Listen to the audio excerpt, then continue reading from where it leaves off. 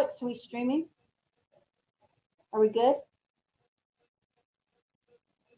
Want to make sure they're set up. Very. Yes, we are good. Thank you so much. And thank you for your assistance and your dependability. I always just expect you'll be there. So it is a beautiful Friday afternoon, May 7th, and we are here with the Loan Licensing Committee of the State Board of Education. So welcome. If you're attending, there's the other board member too. If you are attending via YouTube or if you are on the State Board link, welcome. We really appreciate your attendance. You are true fans of public education to do this on an afternoon in the spring. So thank you so much.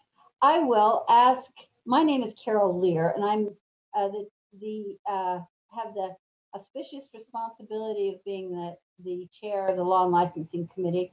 And I have, there are 4 other members of the committee, and I would like them to introduce themselves just so you know who you're talking to in this virtual meeting. So Vice Chair Randy Booth, would you like to start? You bet. Thank you very much, Carol. I am Randy Booth from District 13, covered Nebo and Provo school districts. And I'm very pleased to be a part of this important committee who has a lot of important items to be discussing today. So we're looking forward to the discussion, and we're thankful that you're all here. Thank you. Thanks, Randy. Matt? Yeah, I'm Matt Hymas over District 3, which covers part of Granite School Districts, Tooele School Districts, and Juab School District. So I'm happy to be here. Thank you. And Natalie? Sure, my name is Natalie Klein. I'm over District 11, which includes the Olive Jordan School District and parts of Alpine and Canyon School Districts.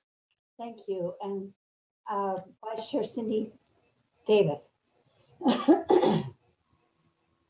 Cindy Davis, and I work with USBE District 9, which is all of northern Utah County except Orem and a little corner of Saratoga Springs, and then down into Nebo District onto the west side of Utah Lake. Thanks so much. And thanks to the board members who always are so prompt and well prepared and invested in this responsibility. It makes it way more interesting, I think, for all of us, and so much better to have representatives from all over the state. And the fact that they're elected and that we are elected, I think, is something I think I'm going to mention every time as long as I can. Let's just jump right in. We have an action item to begin with. In fact, 2, and AAG Buse has helped us with these and has been so great to follow through with the requests for waivers for requirements of hours and rules. So I will turn the time to you, AAG Buse. I'm Michelle Buse, Assistant Attorney General representing the Board of Education. And the first waiver that we're going to be looking at is a renewal request from the Utah County Academy of Sciences, otherwise known as Ucas. And I'd like to introduce a couple of representatives that they have here today. Jenny Lynn Durbridge is the principal of Ucas, and she is in the Zoom room with us today, as well as Tara Merriweather. She's the business manager for their charter school. There are a couple of other people that you might see pop on that I'd even noticed. Darla Wanger, who is the assistant principal, and Clark Barron, who is the board president. So if you see those individuals, we welcome them and appreciate them being here to answer any questions that you might have as board members. So to introduce this to you, Ucas is an early college high school operating in conjunction with Utah Valley University. They would like a waiver of 2 provisions in R277-700. Those are high school requirements for earning a diploma. The first is they would like a reduction in the number of arts credits required for a diploma from 1.5 to 1.0. And the second reduction would be in the health and PE area from 2.0 credits to 1.0 credits. The third thing that they would request a waiver from is the 180-day requirement in R277-419. They would like to continue to reduce the number of days that they have in school to at least the number of days that UVU holds its fall and winter classes. They will guarantee to have at least 990 hours. If you've looked over the materials, you have seen that they have included some pretty impressive student achievement data. And they've also included their school calendar for next year. And you will see that it shows 175 days for students. So they aren't reducing it by very far. I have invited the principal to answer any questions and did let her know that you may have some questions about how many students continue to take arts and PE credit. That was something that I gave her a heads up on. So I will turn this back over to you, Chair, and allow you as committee members to ask questions of the school representatives. Thank you so much. Would someone, I'm not sure who would be the appropriate person, but would someone like to speak on behalf of Ucas to begin with? Michelle's kind of laid the requirements out, but we appreciate that you're invested enough to be here. So would one of you like to speak to your request in addition to what AAG Buse has said? Sure. My name is Jenny Lynn Durbridge, and just let me know if you have any troubles hearing me. I am the principal of the Utah County Academy of Sciences. And just to clarify, with me live today is Tara Merriweather, our business manager, as was mentioned, and Randon Olson is one of our counselors. He has also joined us. And our board president, Mr. Barron, had another commitment that he couldn't get out of, that he wanted me to send along his support of this waiver. As far as speaking to the waiver, Mrs. Buse has introduced it very well. Our students are high achieving students who are participating in classes at Utah Valley University. We're one of the 5 early college high schools in the state. We've had this waiver in place for the past 3 years, and our students have been taking advantage of it. Nearly all of them do. So at least 75% do participate in the waivers for the art and the PE credit, although we do offer art and PE courses. And so if students want to take those courses beyond the waive, like the minimum after the waiver, we do allow them to do that. And just to clarify, you said 75%? At least 75%, yeah. And rounding that the exact numbers, we were looking through that, so I don't have an exact number, but it's a minimum of 75%. The majority of them do. And would that be, they seek, the students seek waivers for both PE and art? Yes, they do. Okay. All right, thank you very much for introducing yourself and others representing the school. Board members, do you have questions for any of the administrators with Ucas who are here today? Chair Lear, I have a question. Member Booth, please. I was just wondering about the connection between STEM and STEAM. I'm an artist, taught at Brigham Young University for 44 years in the arts, and I recognize the excellence and the high degree of achievement of your students, but I can't help but think they might even be more productive. And I know a half a credit is a half a credit, hello, but I'm a little bit concerned that many of them would opt to not participate in that simple half credit of arts when already the requirement of 1.5 credits is so small. I believe in order for them to remain balanced and healthy and for the rest of their lives and productive in whatever field they do spend their lives working, that it just wouldn't hurt to have a little bit more, especially coming out of our COVID experience. The emotional, social health of our students is certainly going to be strengthened by some arts experiences. And I've been a long time supporter of the minimal approach to arts credits that are required for graduation across the state of Utah. I wish it were more, but to cut it down to just one makes me squirm a little bit. And so I'm just interested to hear what your students, I mean, are they balanced in their lives? And then the other thing, in terms of wellness, we're going to take away a PE credit. Is there encouragement in lieu of those courses to maintain a balance in their lives so they're going to be able to successfully contribute in engineering or whatever it is they're going to do with their lives as they move forward? Thank you. Would one of gentlemen, would you like to respond? Yeah, sorry, I got a little eager there. Yeah, I would love to respond to that. So we agree that the work-life balance is really important, especially for our students who are already so focused on academics. And so there are extracurricular programs that we put in place through lunchtime activities and through social emotional curriculum within our classrooms. We also have a leadership class that's required for all of our students to take in each grade through their academic years at Ucas, and that is addressed there.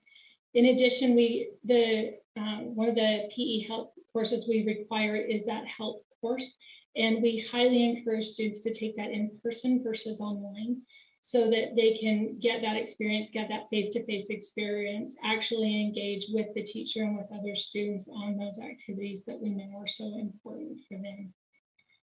With regard to the arts, many of our students choose to major in animation or digital media, so they are getting exposure to the arts through that, even though it's not a fine arts credit. They're taking robotics and mechatronics, which includes design and architecture. And so they are getting elements of art through some of these other STEM classes that they're taking. Okay, that's great. Thank you. Thank you. Other comments? Member Hymas, you had your hand up. I did have my hand up. It kind of piggybacked on Member Booth's question, because mine was similar. Why cut the arts and why cut health and PE? I mean, obviously they're important topics. I think you answered that. And for your students, it's not required. Like if they want to take the full amount of credits, that's available to them. Is that right? That is correct. And often we'll have students who want to take elective PE classes along with their university courses at UVU. And over there, they can take martial arts, they can take volleyball, they can take yoga if they want. And so the university does offer a wide variety of PE courses that we wouldn't be able to offer at the high school. And we do allow them to take that along with their other college courses. Thank you. Thank you, Chair. There, can I ask one more question? Of course. I just wanted to ask about your special ed students, how they do in this program with these waivers. Overall, what are you seeing with them? Are they finding this to be a greater success? Are you having pretty solid numbers with them? Talk about them for a little bit. Sure, yeah. One of the things that I'm really proud of is the increased services that we're offering in our special education program. Ms. Wenger, who is also our driver's ed instructor, she's out driving kids right now, is our special education director, and she is hands-on with our students along with our special education teacher. And so because they have specialized attention, it's a very small group of students. We have under 10% of students that are classified as special education. They get one-on-one planning for their education plans and supplemental help so that they can be successful in the program. Can I ask you what percentage of your student body is our special education students? Right now, we have approximately 15 students, and so out of the 650 that we've got, I just happen to have a calculator right You now. have 15, is that what you're saying? Yes. Wow, that's not very many. No. It's Thank you. Member Davis.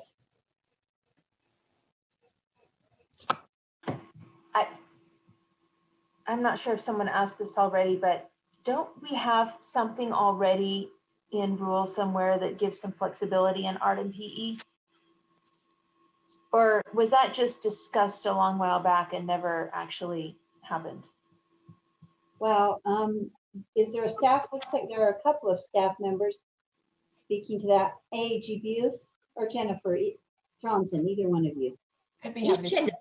This is AG Buse. Each individual student, in conjunction with their parents and their counselor, can have certain credits waived if that's approved through their own program. So individual programs can be amended by this, we'll say, on their own with their counselor and their parents working together if they feel that they need to have credits in a different area. So there are some opportunities, but there are not certain categories that are called out like Board Member Davis has indicated, but the rule does allow for some leeway at the school level with the counselor caring.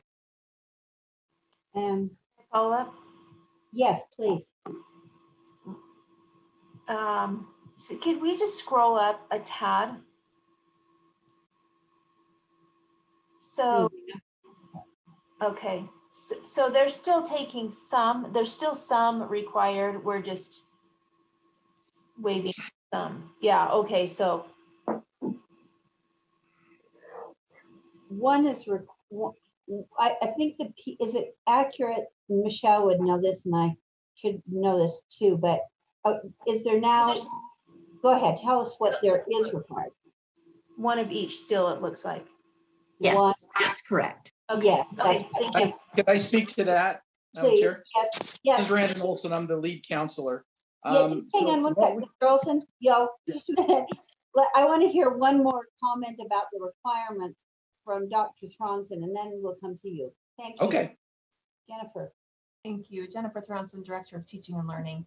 With respect to the flexibility beyond what AG Buse shared, there's also the flexibility that you're probably thinking of, Board Member Davis, was in middle school, where students can choose out of the kind of PE, health, arts, and others, what the elective credits that they earn instead of having a specific credit requirement.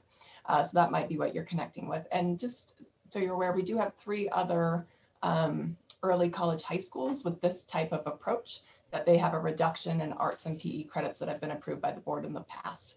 Just this will be the 4th, and just giving a little more context for this particular item.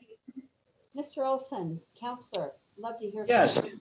thank you. Just wanted to fill in a little bit about what it looks like. So there's 2 different PE classes. They have to have one for their associate degree. So they're taking UVU's Fitness for Life when they're, most of them take that as a senior. So that's a college level fitness class.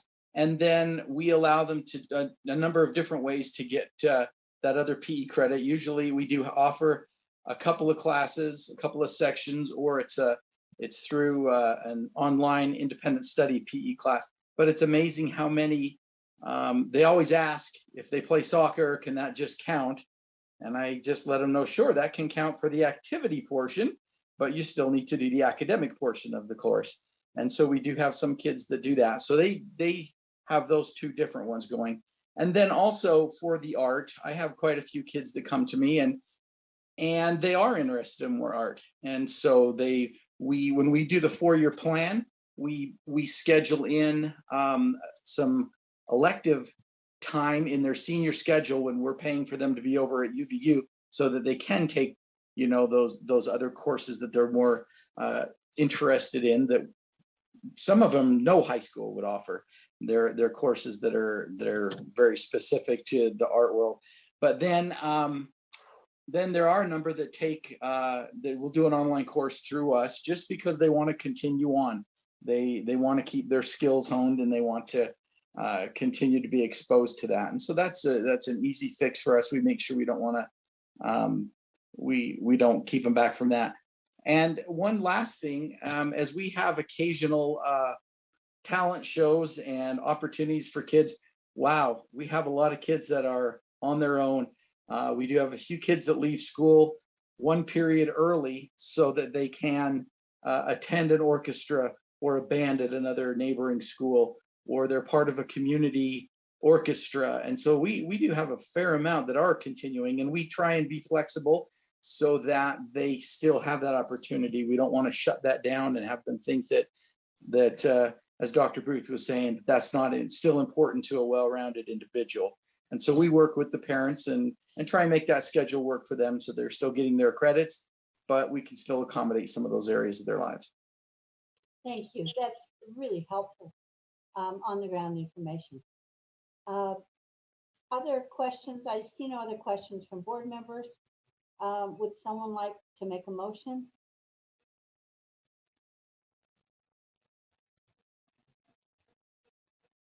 I'm seeing Chair Lear, I'll be happy to make one. Thank you.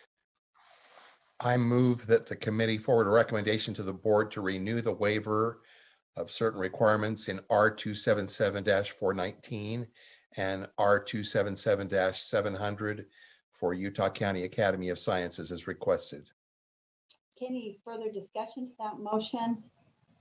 Let me just mention, I'm taking kind of the chair's prerogative, but I would hope maybe that the school, as we have moved and learned so much about competency-based credits and maybe greater flexibility in curriculum generally, that maybe the school would look to the future. If these seem to be really talented students and very ambitious students. So my preference would be, just personally, would be that we didn't have to waive these credits, but that we would be, as school educators, more aggressive in helping them understand that they could earn competency credits that would take care of these requirements or satisfy these requirements rather than a waiver. I would not necessarily, having granted this once, I hate to cut it off midstream, but I would hope that, again, given our expansive look at competency-based courses and credits, that maybe we could look at that going forward. Thank you for your motion, Member Booth. The motion is the committee forward a recommendation to the board to renew the waiver of certain requirements in R277-419 and R277-700 for Ucas as requested. Would the board, would the committee members please vote?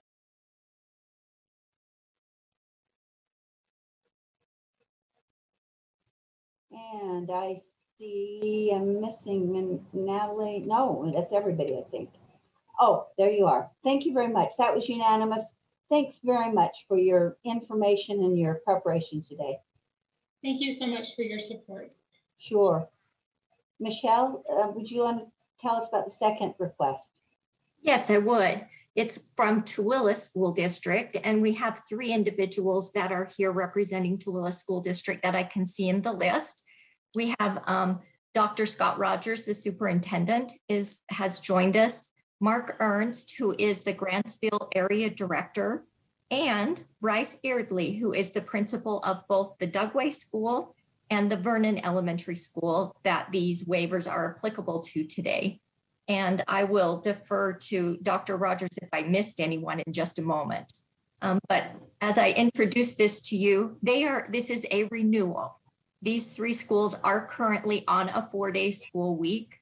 So their request is to continue the 4-day school week by waiving the R277 419 180-day requirement. This request applies to 3 rural remote schools in their district. Vernon Elementary, which currently has 17 students, Ibapaw Elementary, which has 17 students, and Dugway K-12 school, which has 83 students. So you can see they're very small, very uniquely situated schools.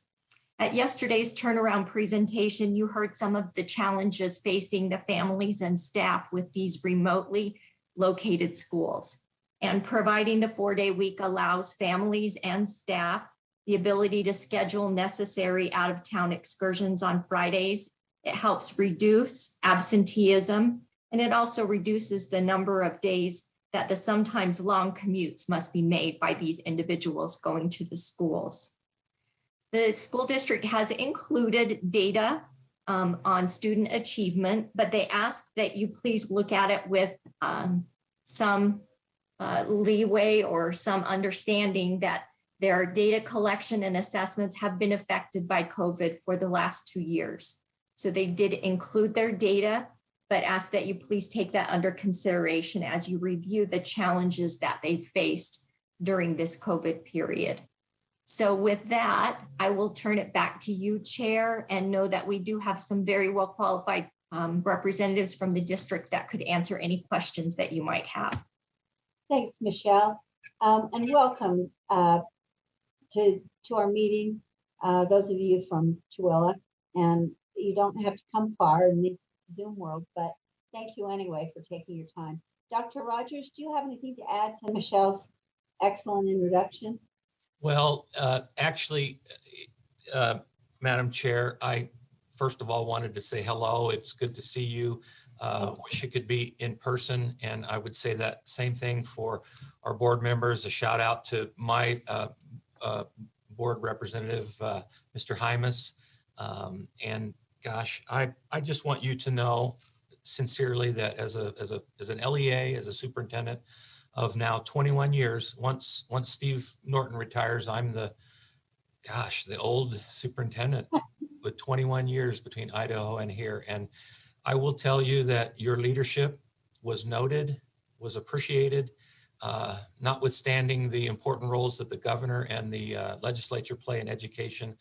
I believe, and I can tell you my colleagues and the superintendent LEAs believe and are appreciative of the State Board of Education. We know that you are the lead agency. I think the world and the nation have watched as Utah has taken the lead in many areas to keep kids in school, to keep activities rolling. I would be just ashamed if I didn't give a shout out to Superintendent Dixon and to her staff, Angie Stallings and Patty Norman and the whole crew there, Deputy Jones and Jennifer Thronson, they're here. We appreciate them, and they are graceful and positive, and you should be very proud of your staff. And but I really sincerely thank you for your leadership and for the flexibility and for listening and for holding us accountable and for representing the state of Utah, the students here. The students are lucky. They're blessed to have this. So with that, and thank you for allowing me that little rant, but I sincerely mean that. And we are working hard on school improvement, and we're quite proud of what we're doing in this very large 7,500 square mile district. And we have schools that are much like in the Salt Lake Valley, Stansbury and Grantsville and Tooele. But we have these small schools out on reservation or out in Vernon or at Dugway on the Army base that are almost a different world, a different state, if you will. And we love and appreciate those students, but there are different challenges. So I would like to, many of you know my current assistant superintendent is Dolene Pitt. She's retiring after 35 years in the district, which is wonderful, and we're going to miss her. I'd like to introduce you to Mark Ernst. Dr. Ernst is the newly selected assistant superintendent for Tooele School District. And I would, Madam Chair, love to yield some time to him so that he could kind of review where we've been and where we're headed and the things we celebrate and the things we still are working on. Thank you. We would appreciate that. Thank you for the nice, kind words. I think we all need them. Well, you've heard a lot about masks and other things, but we've got to stop to thank, and we've got to stop to appreciate the great things that are happening in Utah. Thank you. Dr. Ernst. Yeah, so AAG Buse did a wonderful job kind of laying out where we're at with our renewal request. We do have really good, strong board support from our local board, and then also strong support from all three communities. Each of these schools are unique in their own way, but nearly 90% of families in all the communities want to keep on the 4-day week and also say that the 4-day week is beneficial for their family. Another unique aspect is out at Dugway. The Army base runs on a 4-day week. And so many of the parents who work at Dugway bring their students to school there with them. So on Fridays, it causes an extra trip for them out to Dugway, or really what we were finding beforehand is the kids weren't coming on Friday. And so to capture that instruction time was one of the drivers behind our initial petition for waiver to this board rule. And then as AAGBU said, IBAPA to get into Salt Lake is a 6-hour round trip drive. And so when they go into the doctor, it's all day. We were losing them when they would do that. Now they're able to schedule those appointments on Fridays and keep their students in school. So just overall, it's been a positive thing. And we were kind of fouled up with COVID. 2 of our 3 years on the waiver have been during the COVID, both last year and this year, which is it's hard to say, like most every other school. So we're eager to be able to continue on this and really get some good data on what the 4-day school week can do. We already are seeing positives. We want to continue on with that. Thank you. Anecdotally, I know there, I understand what you're saying about gathering data in 2 difficult years, but anecdotally, have you noted that the students, there isn't a drop off in attendance on what now would be their Friday? Has it seemed to be working in your opinion? Yeah, especially at Dugway, there hasn't been a drop off because, like I said, so many of them come with their parents or live right there. The only drop off is actually on a Tuesday with IBAPA.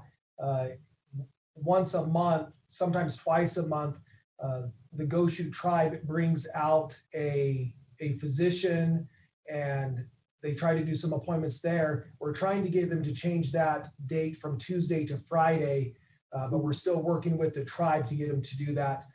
So we do have a couple times a month in IBAPA where we do lose some students to a Tuesday actually. But as far as the Thursday being the end of the week, we haven't seen any drastic drop off. Madam Chair. Yes, Dr. Rogers. Yeah, just to add this for different board members, and we would love to have you come and visit IBAPA or Dugway or Vernon, some of these NEST schools, but we appreciate the support that you give to our NEST funding. We just opened a brand new school in Vernon this year. It was built in, I think, 1921. We just broke ground on a new school in IBAPA. We think equity, regardless of how small the school is, kids deserve the same opportunities. And so we just broke ground on the IBAPA school, and the Dugway High School, which is K-12 actually, elementary and high school, that was built 4 years ago. And that was, and I think Sid will remember this, but that was built largely by Department of Defense funding, 15 out of the 18 million. And so, gosh, I wish I could repeat that on my high school in Tooele and have the Department of Defense to fund that. But we couldn't do this because you all know how expensive NEST schools are to operate, especially high school, because you have all of the different requirements, and yet Dugway High buildings, it's hiring students. This is the first year in the history of Tooele School District that we haven't lost teachers in Wendover or Anna Smith. Right. And that's huge when the principal has to constantly train new staff. We've lost 4 and 5 and 6 and 8 of 13 teachers. And this year, because of NEST money and our NEST bonus, which is $10,000 for people that teach in those hard to fill areas, this is the first time we've ever experienced no turnover in those remote areas. Good to hear. Thank you very much for that insight. Any board members with questions? Member Hymas. Yes, thank you. And this can be answered by any of the Tooele School District representatives, but I just wonder how many years has this request been going through? How many years have you been going for the 4 days. And academically, have we seen, we've seen how it's improved kind of some of the situations. Have we seen any improvements academically, or kind of has it stayed the same? Yeah. Maybe you could speak to that. Yeah, so to answer your first question, we're ending our 3rd year. So this is our first renewal application for the waiver. So we've been on the 4-day week for 3 years now, or maybe 2.5 because of COVID. As far as academics, we are starting to see success. Let me tell you, especially in IVAPA, we actually changed our model a little bit there. We hired an additional teacher. So we went from a 2-room schoolhouse to a 3-room schoolhouse, and we're starting to see improvements academically. Our other big academic improvement that we're starting to see is at Dugway, specifically in the elementary area. And those elementary kids are now, of course, they're starting to get into the secondary level. And those gains that we're seeing in elementary are now, we're hoping, of course, will continue on in their secondary career. So yes, we are starting to see some academic success, specifically in IVAPA and Dugway Elementary. Madam Chair. Yes. Thank you, Madam Chair and Board Member Hymas. The challenge in a small rural school like IVAPA with 30 students isn't necessarily class size. Obviously, that's, if you take 2 FTE, that's 15 apiece. The challenge is the curriculum, the swath, if you will, of the multiple grade levels. And so we previously had the younger grades going from K to 2, and then 3, 4, 5, and 6 were taught by the second teacher. We just felt like that was a very large swath. So we added additional FTE, additional, of course, cost, but so that those teachers weren't responsible for such a large range, that it wasn't that broad, so that they could be more focused helping students, because not only do you have those large grade range, that you have abilities at different levels. So it was a heavy lift in a different way, not class size, but the preps that you have to prepare for grade levels. So our board showed real good commitment to say, hey, we're going to fund what's right for IVAPA. And also we're looking at doing the same thing in Vernon for those very small schools. Thank you. Thanks for that clarification. Matt, anything else? No, I can make a motion if it's time. Give me 2 seconds to see if anyone else has questions, and I see none. So a motion, please. I move that the board approve the request from Tooele School District to extend the waiver from R277-419 for an additional 2 years and merge the waiver with that of its Wendover schools so that all will be subject to renewal at the same time. That's a great idea. Any discussion to that motion? I see none still. The motion is the board approve the request from Tooele School District to extend the waiver from R277-419 for an additional 2 years and merge the waiver with that of its Wendover schools so that all will be subject to renewal at the same time. Much more efficient. Thank you for the motion, and would board members please vote?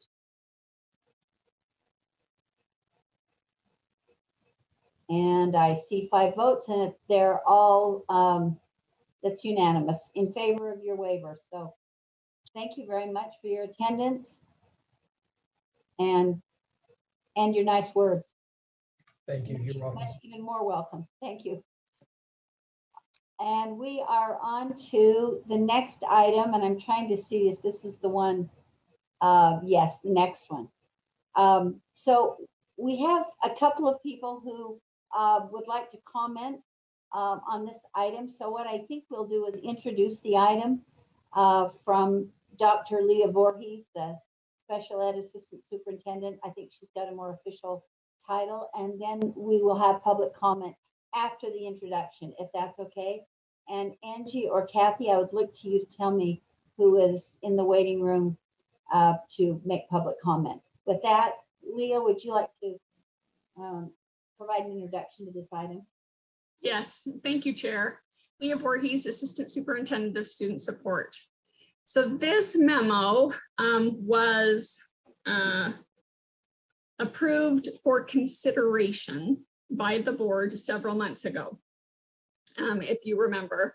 So the full board has already reviewed it once for consideration, and board leadership has asked that the Law and Licensing Committee now review each of the 4 recommendations to determine if you want to make a motion or several motions, individual motions, to direct staff to implement anything related to the recommendations in the memo. So that is why it is back on your agenda. And if you remember, it was on the agenda last month, but the committee ran out of time to consider it.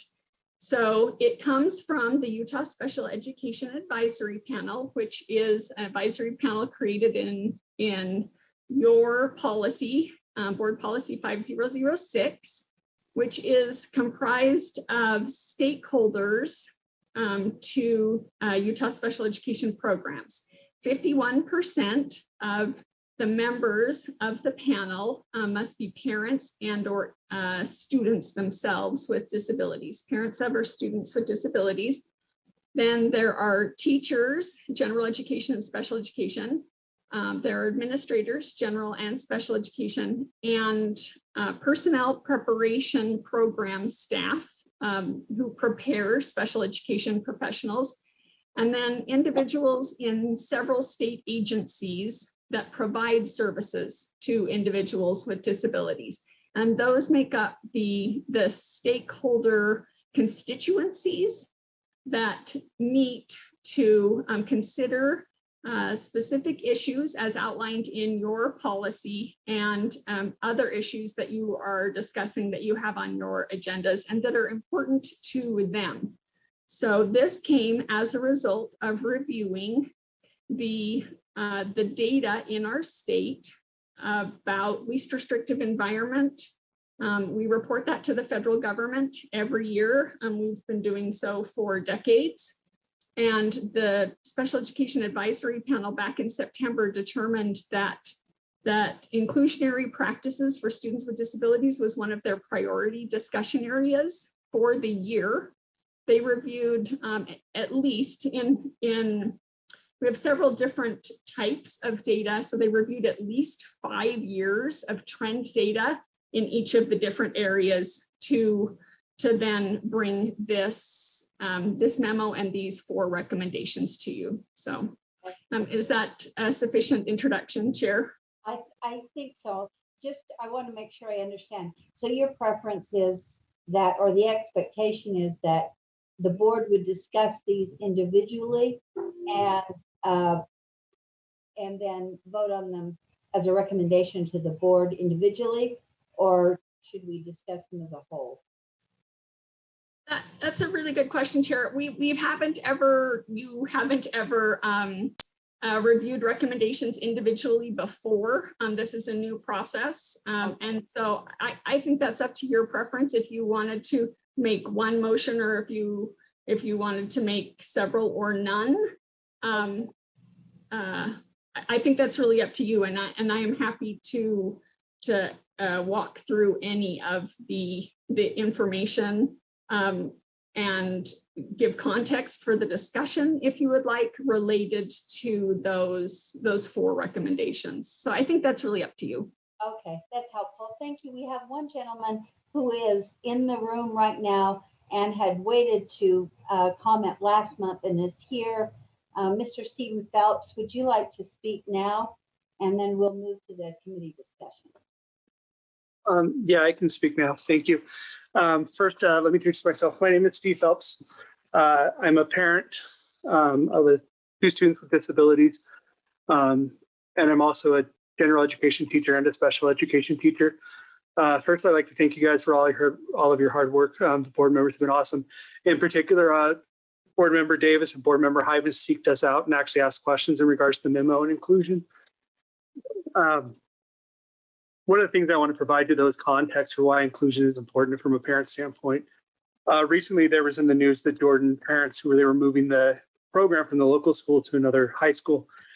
That's a large issue for families because one of the things people don't realize is schools is how my son accesses the community, right? Like when he was not in the school in the community, the kids who he was surrounded by were kids that weren't inside of my community. So the kids in my community weren't used to having to deal with him.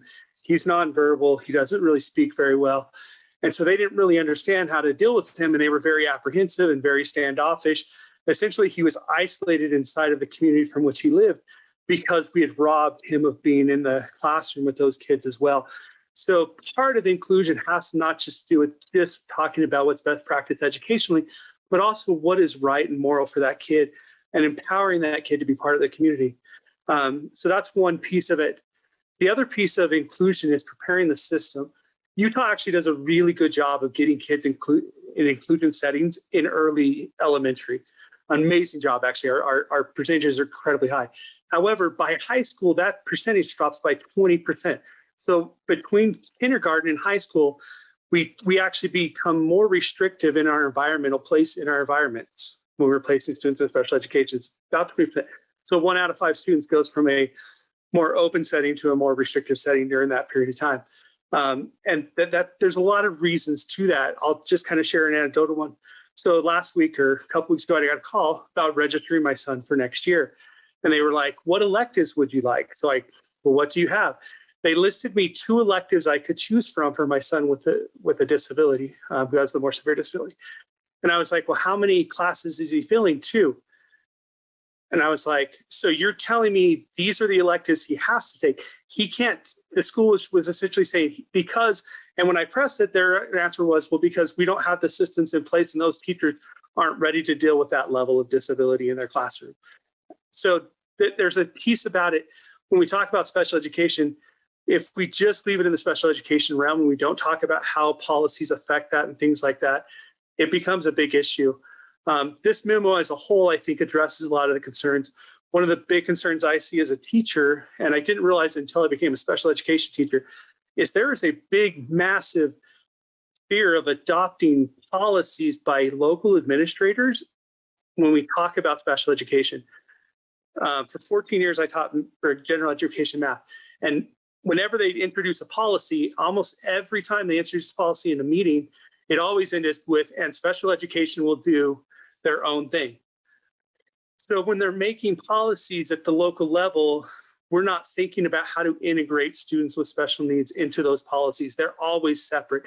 If we start from a policy standpoint of being exclusionary, we stay exclusionary. And that's the issue. I think when we look at policy, we look at it from all levels. So that's one of the things we try to do here is really look at it from how do we drive change, and it really happens at the very local school administration level and saying this is our expectation. And there's another memo that was on the agenda for this morning's committee meeting, but they also ran out of time. That kind of works in with this as well.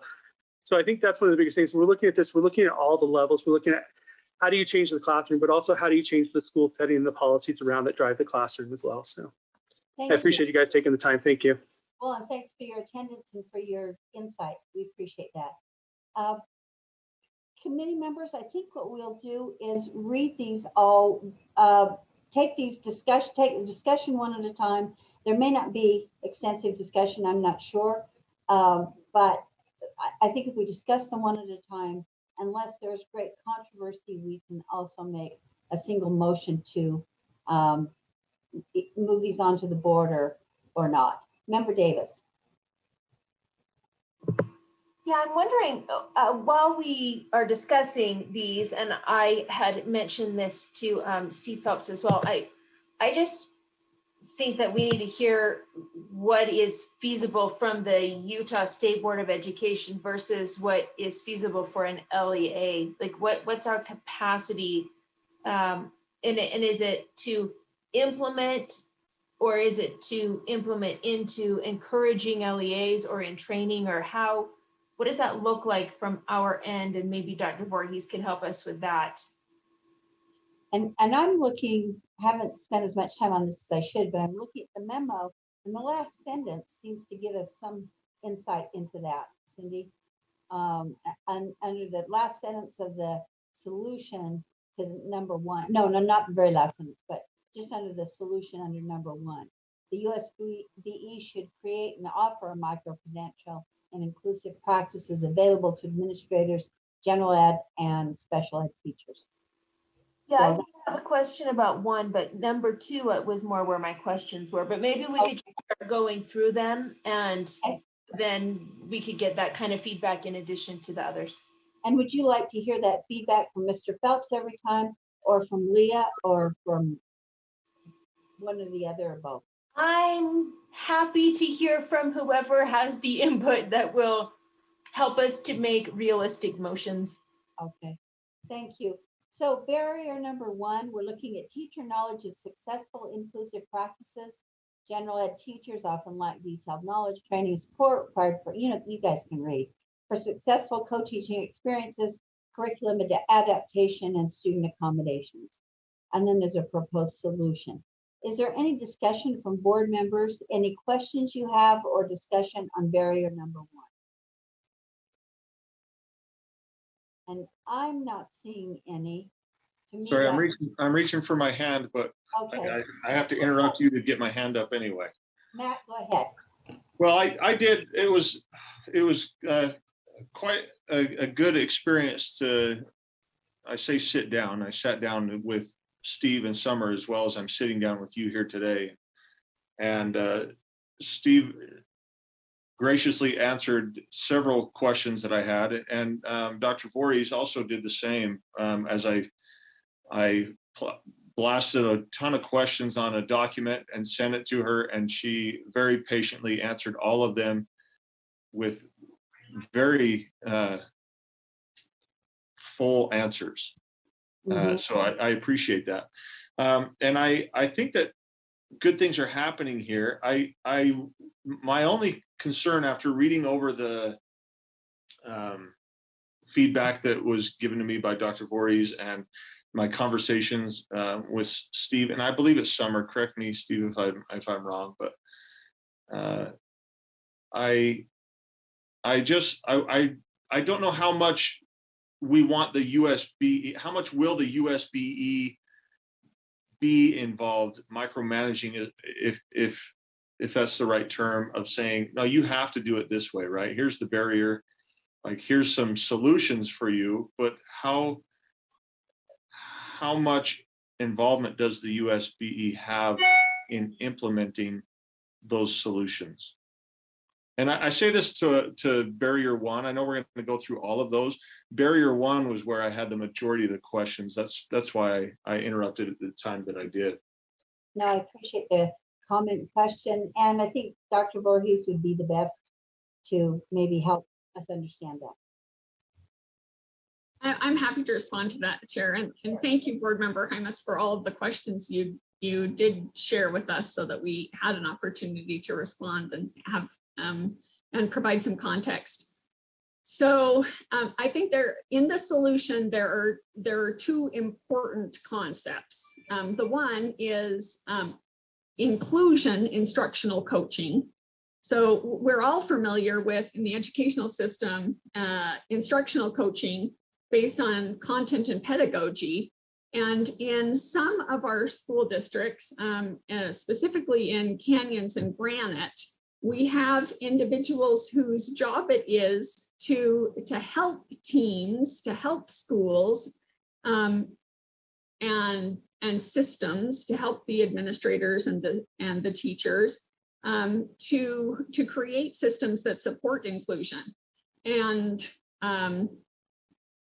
so that idea there about providing coaching to teams to implement inclusionary practices is working in some of our LEAs and could certainly work in other LEAs, but to Board Member Hymas's point, that isn't something that USBE and Vice Chair Davis, to your point, that isn't something that USBE has purview over. Instructional coaching isn't something that we do. We do provide systems coaching, and in some cases, we facilitate instructional coaching, and we would be happy to continue to do that. So that's the one thing. But like Board Member Hymas was saying, we don't require that at present.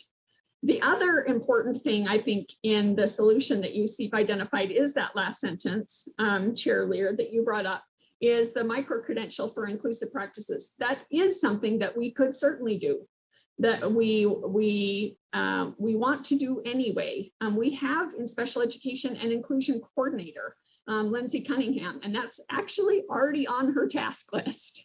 So we completely agree with USEEP that providing access to information, to resources, to professional learning builds skill and knowledge, and a micro-credential is an opportunity for a teacher and administrator to demonstrate that they have the skill and knowledge related to inclusionary practices, and to be able to show prospective employers, to be able to show current employers, parents, the community, that they do have that knowledge and skill. So that's certainly something that USBE can and will, especially if you direct us to, but it is already on Lindsay's task list to implement. Yeah, I personally appreciate USBE as a resource more than USBE as monitor. I think we're thrust into that monitor role often, and my druthers would be if we didn't have to answer to somebody, we meaning the board, to be much more of a resource and less of a monitor. But I appreciate that. Chair Lear. Yes, please. May I ask a question of Leah? Sure. Leah, I'm just wondering how, in terms of resources that you currently have available with your staff, how much more could you do in terms of helping LEAs train or prepare inclusion instructional coaches to support the general education teachers, similar to the programs that you mentioned in wherever it was, Granite and something. So you're saying, is it realistic? Is that what you're asking, Randy? Yeah, is it, do we have resources? What would we have to do as a board if we were to announce to LEAs that those that are exploring the use of inclusion instructional coaches, we have some support available, USBE, to help those coaches get themselves ready to do this job? Thanks. Yeah, great question. Leah? Thank you, Chair. Thank you, Board Member Booth. So we could repurpose some resources that we have to create a cohort of inclusionary practice coaching, training, a community of practice, a professional learning experience. And the teaching and learning section has an instructional coaching project, and we could certainly copy and paste that type of project to train individuals in LEAs on how to be an inclusionary practices coach and coach not just individual teachers, but the system. We could certainly repurpose resources. I would look at it one of two ways. I think we would need a position to do that, and probably in this case, partner with some university professors to help us with that. But I do think that is within reach.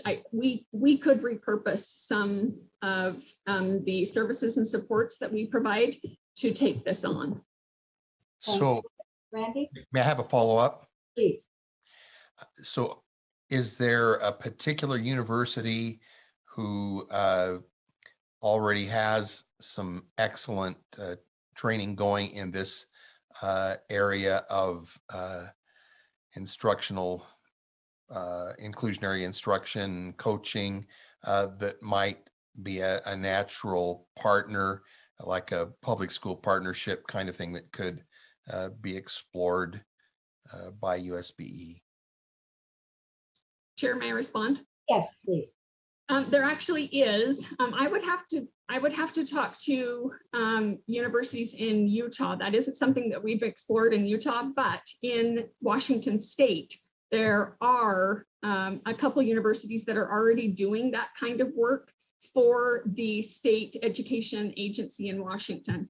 And that partnership was described like in 2 sentences on the inclusionary practices memo that was on the Standards and Assessment Committee agenda that we didn't get to this morning, but that will come back again next month. But USEEP, as a result of this memo and these recommendations, USEEP sought out the work that is happening in the state of Washington for inclusionary practices, had the state director of special education assistant superintendent come to a USEEP meeting virtually and present. And they have partnerships already with several universities doing exactly that kind of work. So there are university models.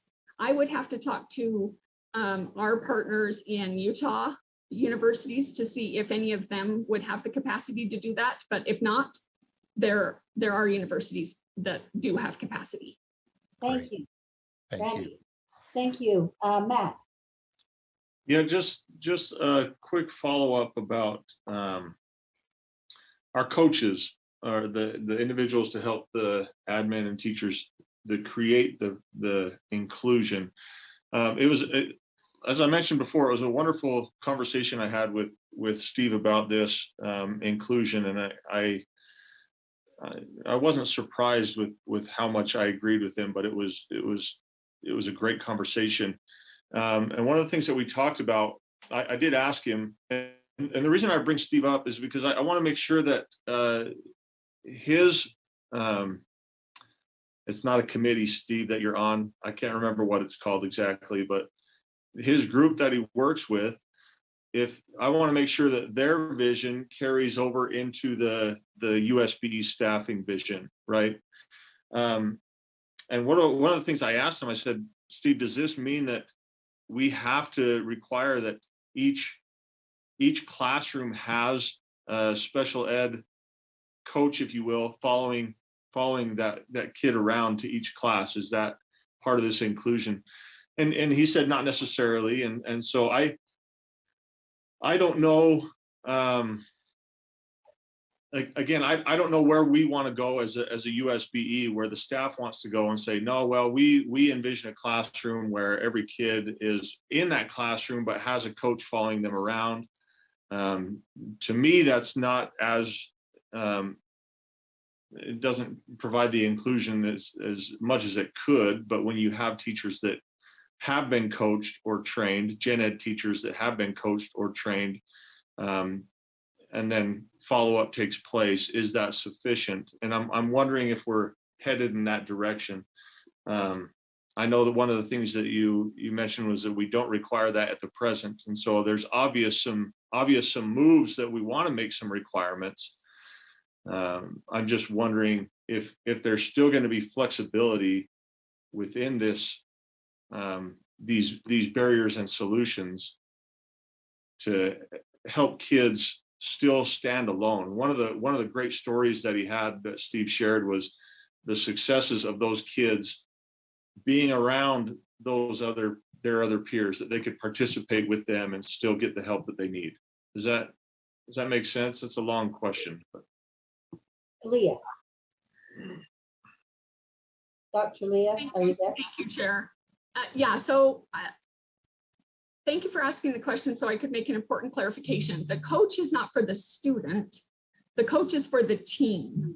So like an instructional coach would provide coaching to the teacher to improve their implementation of high quality instruction and their pedagogical strategies. The coach and the way that the coaches in Granite and Canyons have been used is they work with school teams. to talk about how to set up the school schedule, how to set up the collaborative teaming, how to set up the collaborative planning, how to help teachers incorporate students with disabilities into their classes, where to put co-teaching. The coach coaches the structure, the adults, in creating a structure that is inclusionary for students. Because we agree, Board Member Hymas, just having an adult follow a student around, it can in many ways be more restrictive than having a student with a disability in a special class. And Right. all of those decisions have to be made individually, and that's required by law, and that's in the best interest of students. But yeah, the coach is for the school team, not for the student. Well, and to clarify, I wondered if the coach was to go into the classroom and not babysit. That's a poor choice of words, but make sure that you know what I mean? Like almost watch the teacher and say, hey, you missed that, or you need it in front of the student or class. You know what I mean? That again, to me, seems more restrictive than pulling the kid into a separate class on some levels.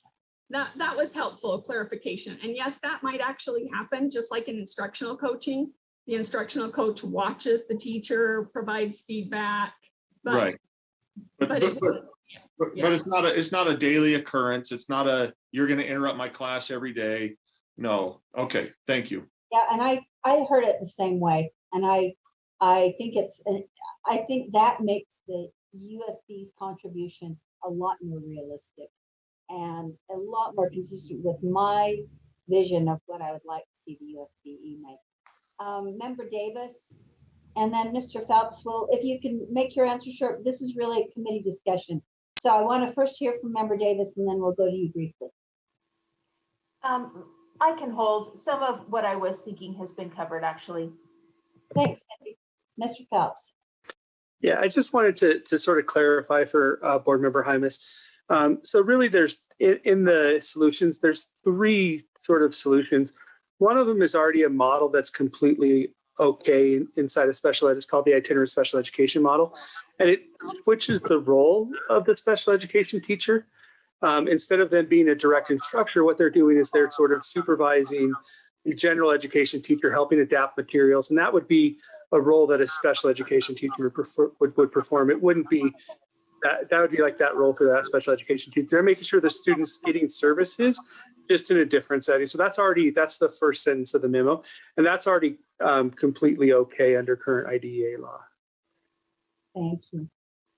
Let's move on. I don't see any great consternation about the recommendation about this committee recommending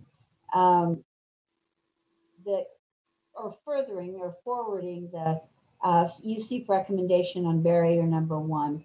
Am I misreading the crowd? No. Okay. And so let's move to, in the interest of time, let's move to barrier 2 and have a brief discussion. Preparation time for inclusion. Successful inclusion requires additional preparation and collaboration between SPED teachers, general ed teachers, general education teachers, and administrators. And is there more to say, or is there something between the lines, Leah, that we should add on that number 2?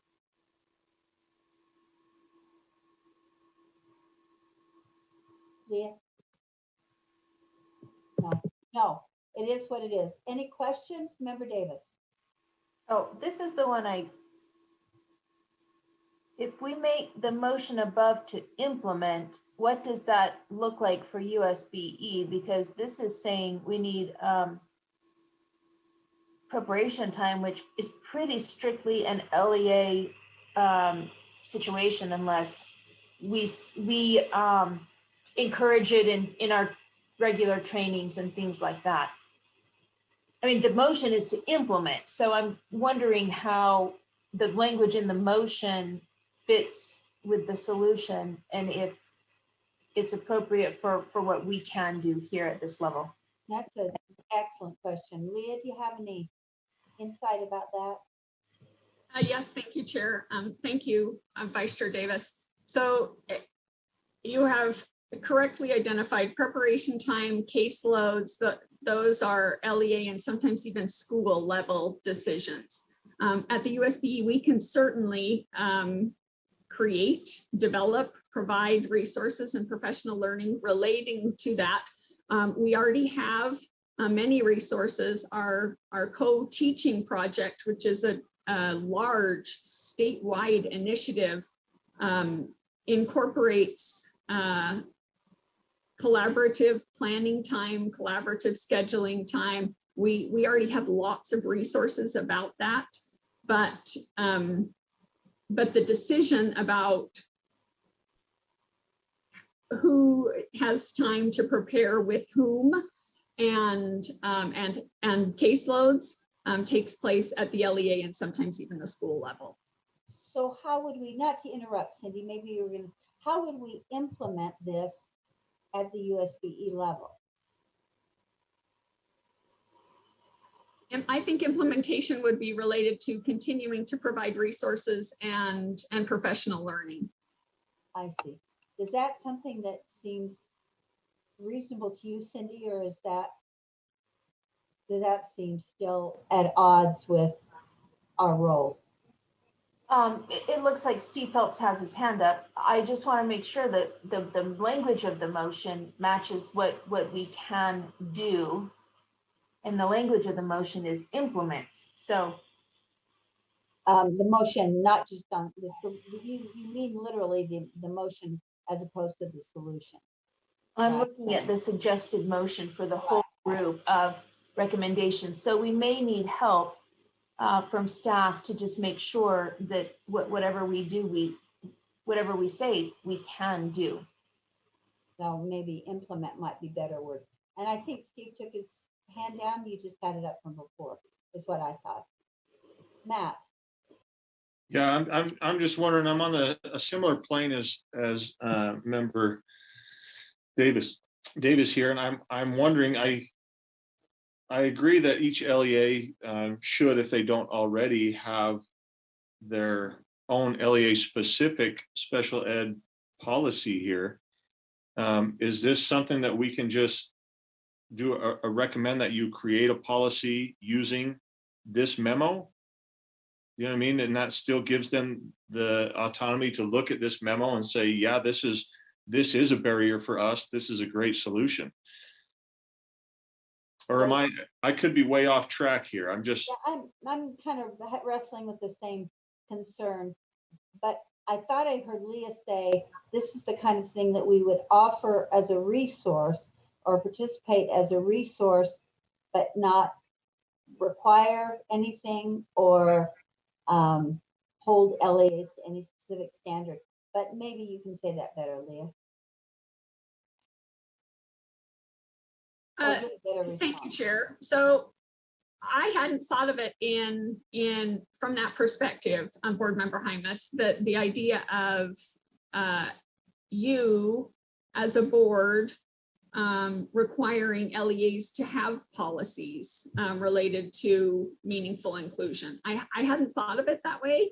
I certainly think that you could go that direction, but like Chair Lear was saying, what I was thinking of in terms of implementation would be that we would have explicit resources related to these barriers and solutions and explicit professional learning, so that you could see as board members that we had implemented the thinking of the UC panel by creating, developing, updating resources and providing them to LEAs, so that it was very obvious that what we had before was now improved as a result of the memo. Does that bring greater comfort, Matt? Or no? Yeah, I just process for a minute. Okay, process. Member Booth. Chair Lear, I'm feeling in a number of of realms in our work that one of our biggest jobs is to educate. Imagine that. Education for board members and administrators and who may not have had specific training for a specific student who needs something that they've never had any experience in. And until they have the need, they'll probably not be that interested in what's going on or what we're talking about here. But once they have the need, man, they are in need and it's immediate. Here's this kid showing up and their parents are sitting down and we're trying to figure out what we're going to do. And we haven't done this before. And this could happen in a number of different kinds of, with a number of different kinds of students. I believe what a great opportunity if we're prepared, as Leah has indicated, with very explicit kinds of trainings and professional support, we can help them immediately grasp what is best practice, what would be most helpful for this or any student in the system with these specific needs. And we can benefit from the great work that this committee has done, UCEP has done, and we're ready to educate those whose job it is to take care of the needs of the individual students at the local level, but they simply can't know everything from the get-go. And so as they find a new need, we're ready to give them that support. And it's not like, well, we'll think about it and we'll try to come up with some things that could help you out. We're ready because we've already thought about it with the good help of these folks who are giving us great ideas and concerns of the barriers and the solutions. And we're ready to help our individual LEAs and even school level people prepare themselves to get over that barrier and provide a solution that will help that individual student accomplish what they need to accomplish. Thank you. I'm thinking of it that way and trying not to be too, have too high of expectations. Mostly not because the special ed department is not wonderful, but because our resources are limited. I was suddenly struck again by Scott Jones, who hovers around in my brain saying, we can do some things, but we can't do everything. And that's going to be my question at the end of this discussion, Leah, for you. If some of these are reasonable, if we recommend them all, is that an unrealistic expectation? And that's maybe something I'd like you to answer, not right this minute, but toward the end. Any more questions on barrier number 2? Thank you for the helpful discussion. Number 3, school culture, administrative policies, and supports. She went too fast, and oh, no. Yeah, school cultural administrative policies and supports designed to support inclusive practices to maximize collaboration and talent. Anything you need to add to that? This seems similar to the last one, Leah. Well, in its implementation, let me put that. Go ahead. So I think the important thing to add to this one is adds to Steve Phelps' comments about general education teachers and administrators receive very little training about inclusionary practices. And so there are fears, there's lack of understanding, there's misunderstanding, there's lack of knowledge and skill. And so to this point, really providing explicit resources and supports to LEAs so that they can think about their policies, and they can possibly develop policies that help schools, help the LEA and schools implement meaningful inclusionary practices, and USBE can provide those types of supports to teams. Thank you. Cindy.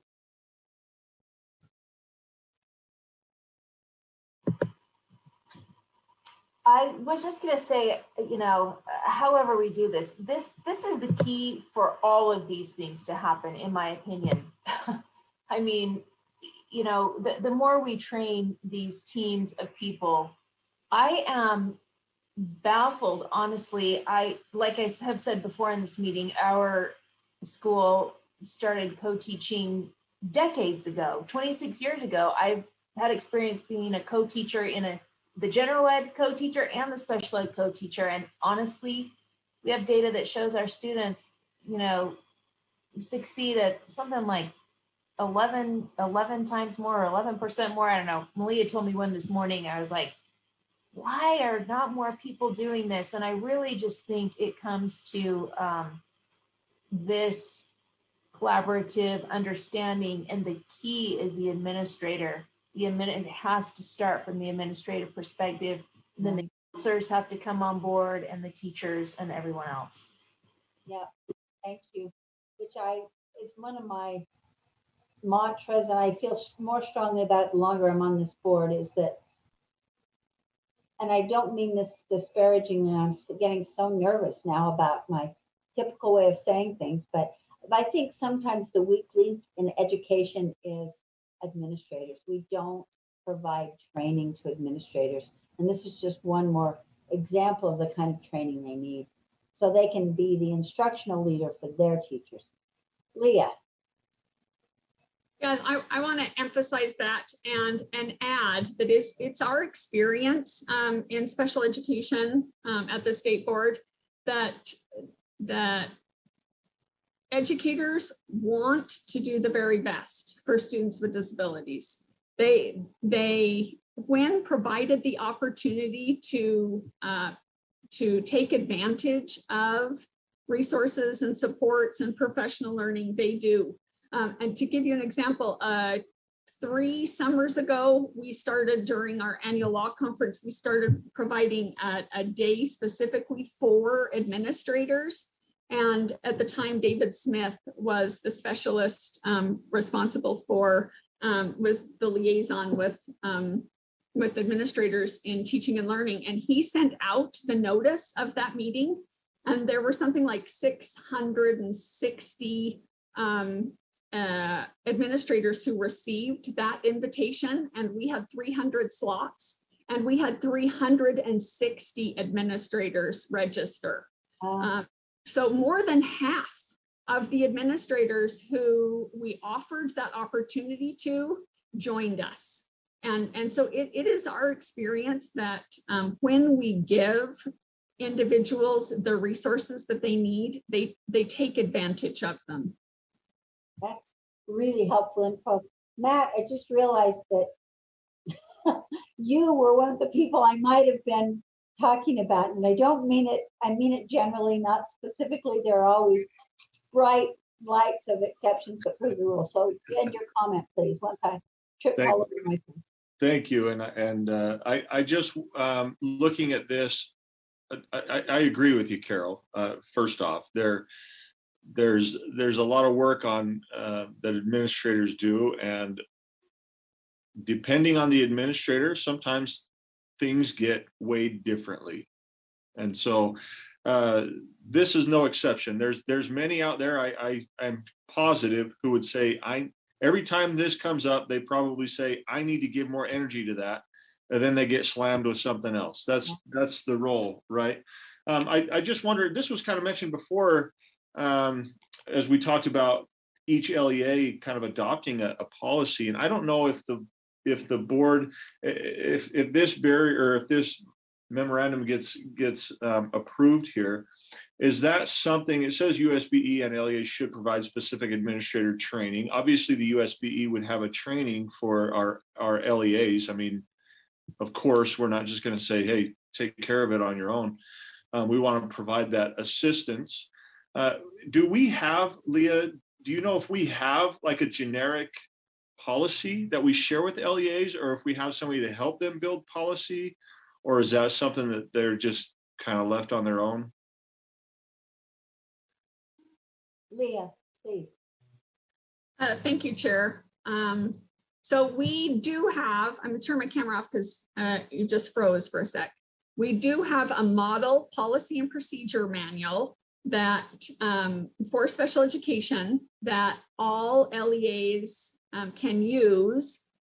All LEAs have to have a special education policy and procedure model in order to be eligible for IDEA funding. And we have created a model policy that LEAs can use to contextualize and then to meet the requirement to be able to accept IDEA funding. There is a section in that model policy about the fact that LEAs have to have all 5 of the placement options on the continuum available should an IEP team choose any of those 5 placements, should an IEP team determine that any of those 5 placements is needed, and that IEP teams will select the least restrictive environment for the student. That policy and the model policy and procedure manual does not have a section specific to the implementation of inclusionary practices. So if that was something that you directed us to do, we could certainly create a section and add a new section and require that LEAs then have their own inclusionary practices policy procedure, and we would create the model or a model that they could then contextualize like we do. But we don't currently have a piece of our policy related specifically to the implementation of meaningful inclusion, if that's the question you're asking, Board Member Hines. That's great. And I hesitate to push the phrase require LEAs. I don't want to be that guy by any means, but I do want them to have resources if they do, right, if a charter wants to open and they say, boy, I need help in this area, or a new principal or superintendent comes in and says, I need to clarify some things. I just want to make sure that we have things that they can look at and say, yeah, I can, not only can I adopt this, but I think I can tweak it for my population as well. Yeah, I'm a fan of that too, and I agree with you. I don't want to be that require LEA person either, unless we're caught in the crossfire between. That's my other kind of recent concern. Anyway, moving to Member Davis on this, and then Member Booth, and reminding us we've got several other items on the agenda, so maybe 7 more minutes on this, and we have 1 more recommendation. Cindy? You mentioned that the policies are required, special education policies are required for funding. Is that in board rule somewhere, or is that a federal requirement? I think we have a board rule in general that requires a bunch of policies at the local level already. Is that right? And is that a place? Oh, is that a place where we would incorporate these inclusionary practices, or would the best place be to incorporate them in our model policies that we have? You were saying, we could direct staff to help incorporate the inclusionary practices, and also within the inclusionary practices, the suggested collaboration between the general educator and the special educator. And is someone tracking what these motions would look like? I mean, that's a pretty specific. I know. I'm not sure. And I think the motion wasn't really geared, as you said earlier, explicitly to the solution. So I'm not sure what we do with that. But Leah, do you have more to respond to that? And I cut you off. Yes, can I just quickly respond, Vice Chair Davis? So the R27750 does require that LEAs have an approved policy, special education policy and procedure manual. It has to be approved by the local board, and it has to be approved by our office in order for the LEA to be eligible for IDEA funds. And that's it. That was also something that we have to provide an assurance to the Department of Education every year, that all LEAs have special education policies and procedures in order for the state to receive IDEA funding. Right, thank you. And that's in the special ed manual, is it not? I mean, the rule requires the policies, but the special ed manual, then how does it fit into those? Right, it gives them directions about what their own policies look like. Is that correct? Okay. Member Booth? Yes, Chair Lear. I'm thinking that this is such a great opportunity to just spring on this and provide that additional section of the policies and procedures on inclusionary, this whole field, and make sure that that's in there. Not that we're requiring it, but it's a pretty critical part of the whole package. And I think it would be so wonderful to make sure that that's a part of everybody's policy and procedure for special education students, because the likelihood that they're going to have to use that at some point is high. So it's just a chance to kind of catch up and add one more thing that we've now been brought to our attention.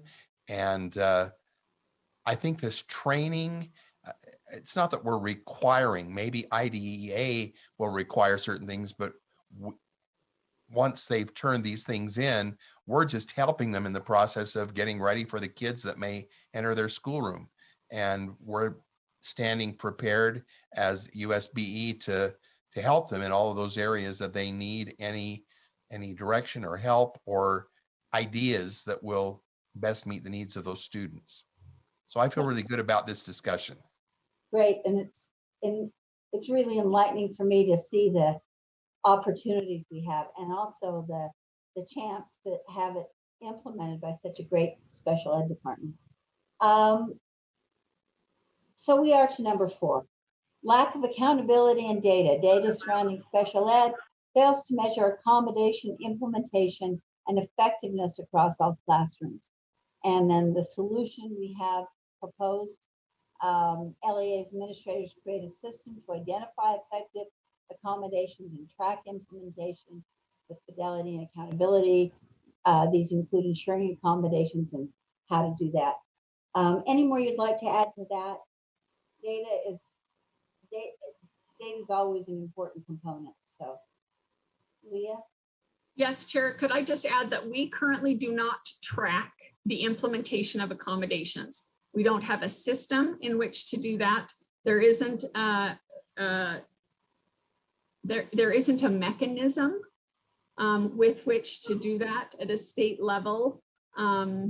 So that would be a huge undertaking. That is likely beyond the capacity that we currently have financially or human capacity. It's not that it's a bad idea, that it would just be a huge undertaking. We do monitor the implementation of IEPs. We do look at whether or not services and supports are provided to students. When we monitor LEAs, we sit in classrooms, we look at IEPs and see if the student is receiving the services that's written on the IEP. We look to see if the student is receiving the accommodations that are written on the IEP. If it says that the student receives preferential seating, we look to see if the student is receiving preferential seating. And we also monitor if there's a complaint or a due process hearing request. We do look at the educational benefit that the student is getting from the services and supports on the IEP. But this specific recommendation of accommodation implementation, we don't have a system to be able to look at that. Right. We monitor it for individual IEPs, but not in aggregate. Right, and I thank you for pointing that out. Randy, did I cut you off or did you have a follow-up question?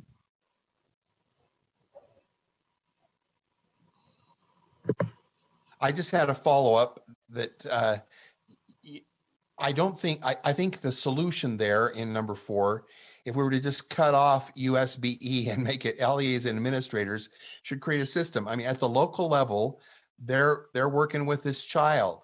They're going and data is going to be very helpful in the ongoing achievement and growth and development of that child.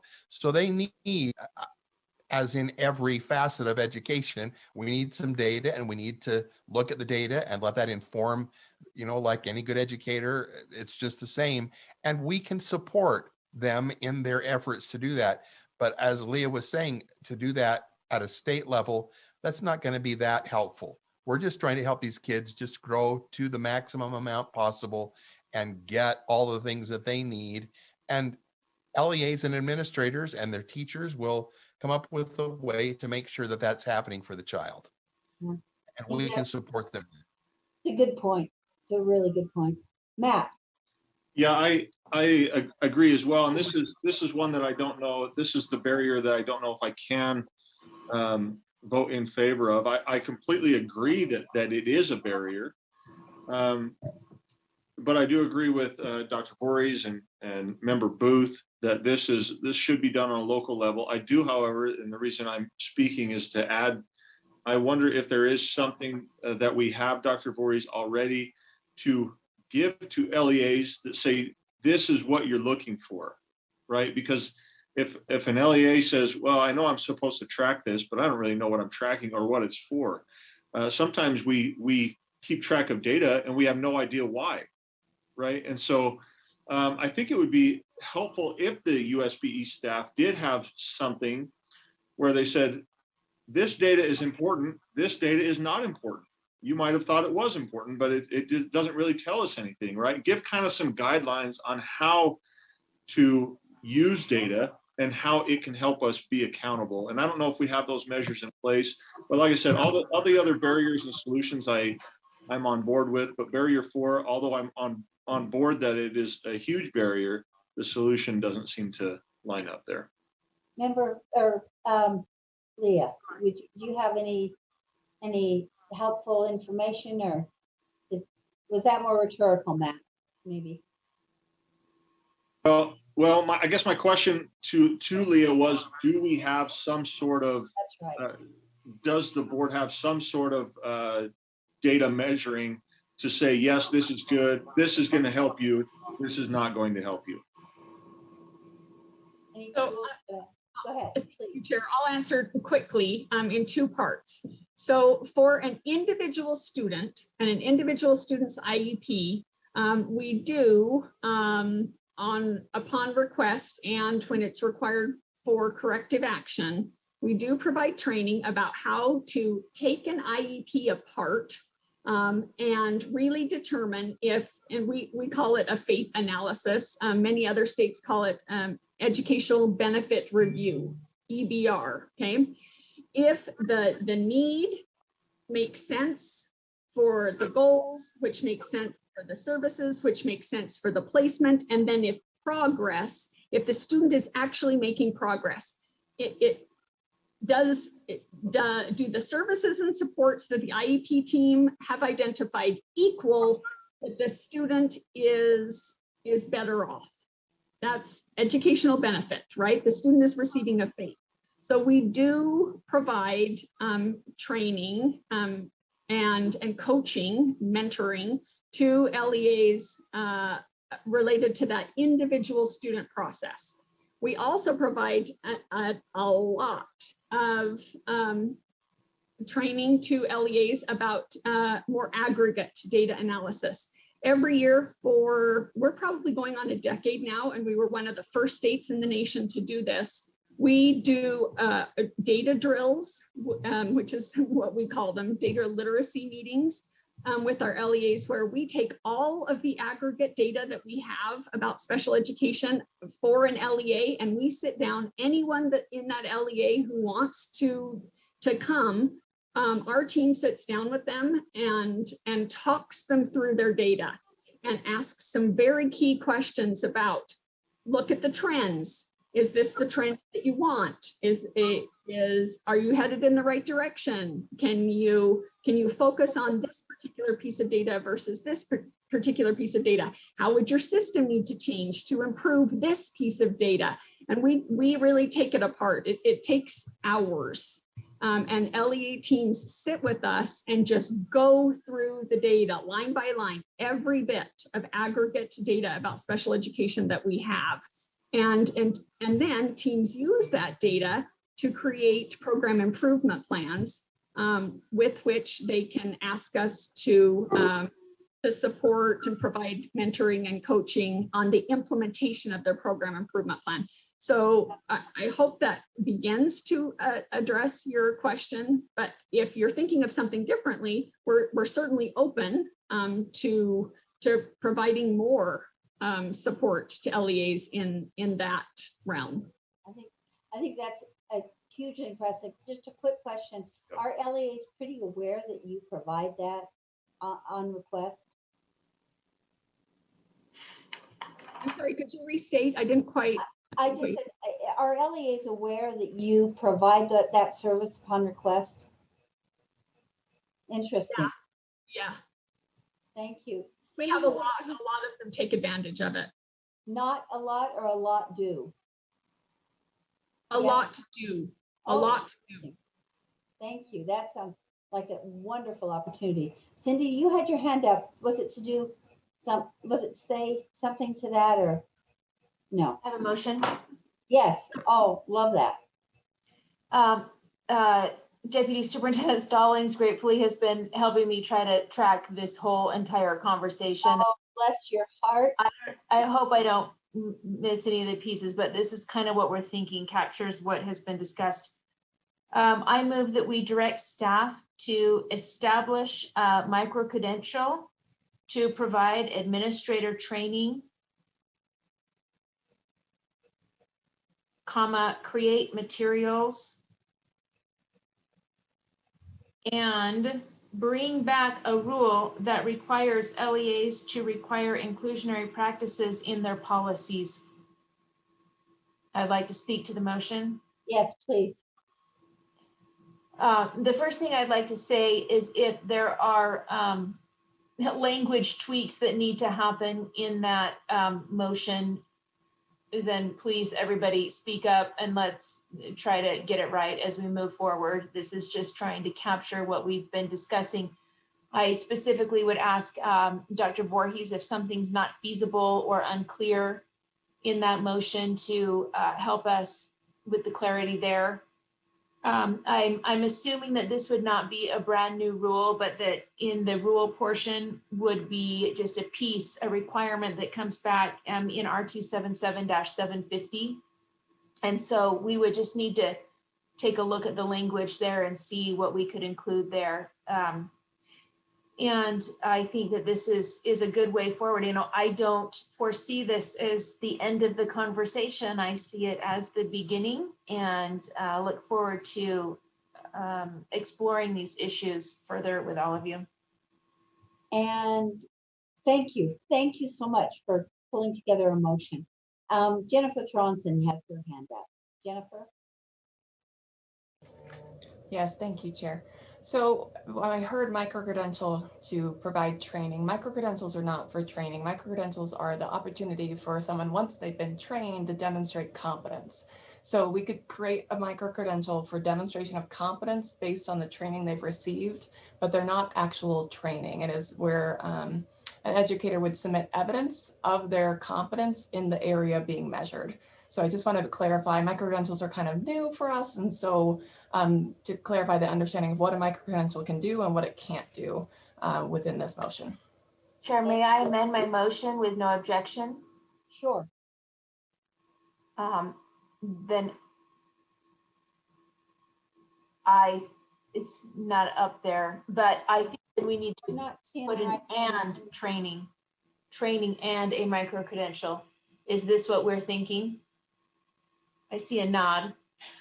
I think so, but I'm looking to see a motion on the screen Sorry, it looks like maybe Angie got kicked out.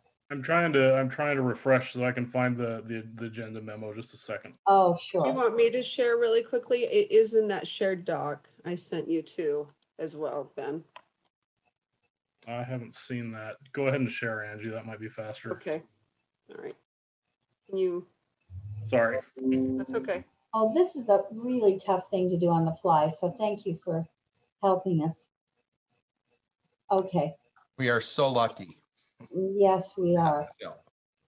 They make us look way better than we are. So is that your motion? Okay, Jennifer, did you have more to say? No. Okay, Cindy, is that your motion? Yes. I don't know if it's an appropriate time now that the motion's on the floor, if we can ask Stephen Phelps if this helps to kind of capture some of the vision that they are bringing forward to us. Is it appropriate, or do we? I think so. If Steve, would you like to respond briefly to your opinion of this motion and our response to the memo? Yeah, I can. I think this exactly kind of is the point of the memo. I mean, there are some other issues in the memo with data that, is a much bigger issue. And Board Member Hymas was very correct. That's a very local decision. And so that we just wanted to, but this really gets to the point of LEAs taking and really saying this is our practice for inclusion. They have all the other special education practices spelled out, but most of them don't have practices around how to increase inclusion or it's not spelled out in their manuals. So I think this is exactly what we were looking for. It gets teachers the training, develops the micro credential that they need to start establish. So you can easily identify which teachers are high quality, inclusive teachers, and then build some value into that. And then the administrator role. Really, when we look at inclusion, I think it rests on 3 areas: the classroom, the local school administration, and the LEA policy. And so I think this addresses all 3 of those. So this is exactly what we were hoping for. So I appreciate that. Thank you for the motions, Member Davis. Thanks for the response. Jennifer, your hand's up, which is fine, but I just want to make sure I'm not missing anything. There might be one additional piece to consider for the motion as I'm thinking about what we're doing in leadership right now. So we're currently working on leadership competencies for preparation programs for leaders. And so we're in the middle of that work right now with hoping to kind of wrap it up this summer. We could, if you'd like, charge or require the educational leadership standards for Utah to include inclusionary practices, and we can work with our leaders that are in that group and our higher education faculty to add that to the competencies, which would then add to the educator preparation programs for administrators. If that's of value, I would leave that to you all, but that is a possibility. I was just excited. That seems like a great idea. Cindy, does that suit you?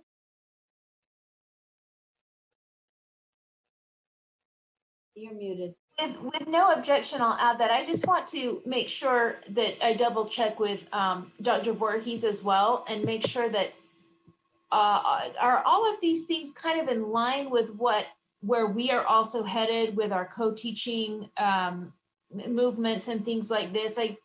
I don't want to have 2 separate areas of focus. Do you feel that this all sort of dovetails together, Dr. Voorhees? Sure, may I respond? Yes, I do, and I appreciate Jennifer's suggestion.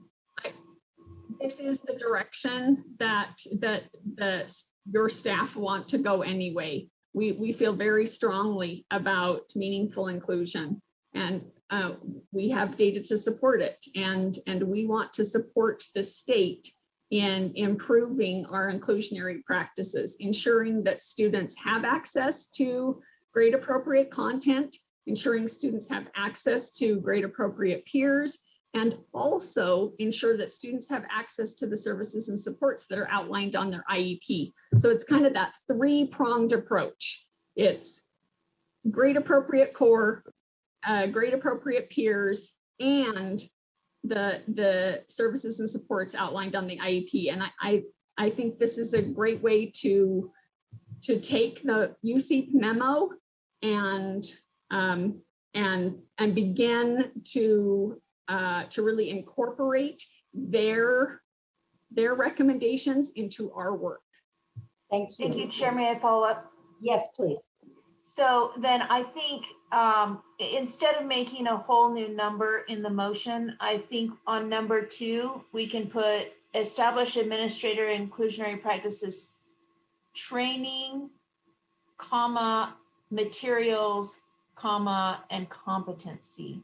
And Competency. Competency standards, or is that? Jennifer can tell us how that should be worded. You could do competencies for the ULs. That's our Utah Effective Leader Standards. So. Oh, for Utah, like competencies, yeah, UELS, whatever you want to call them, but our acronym is ULs. Leader competency. Yeah. And I will communicate that to Lisa Young so that we will not lose that piece. That's great. That is a great addition. Thank you. So there's the motion. Do we need to get rid of the "and" before the Utah Educational Leader competencies because of the way it's worded in the motion, how it's a list with the "and" at the end?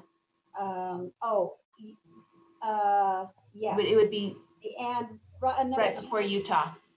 Yes, right before Utah can go away. Yes. So establish. So if I can reread it, you can listen to it, see if it reads clearly. I move that the committee recommend the board direct staff to establish a micro-credential and training on inclusionary practices. And I assume we don't need to say special education inclusionary practices, that speaks for itself. Number 2, establish administrator inclusionary practices, training, materials, and, well, no, I see now that it said that. Training, materials, and Utah, I think we do need an "and" there, Cindy, and Utah Educational Leader competencies, and prepare a board rule provision review that would require an LEA to include inclusionary practices into the LEA's policies. Does that read pretty well? I get a plus. So seeing the motion on the screen, would committee members please vote?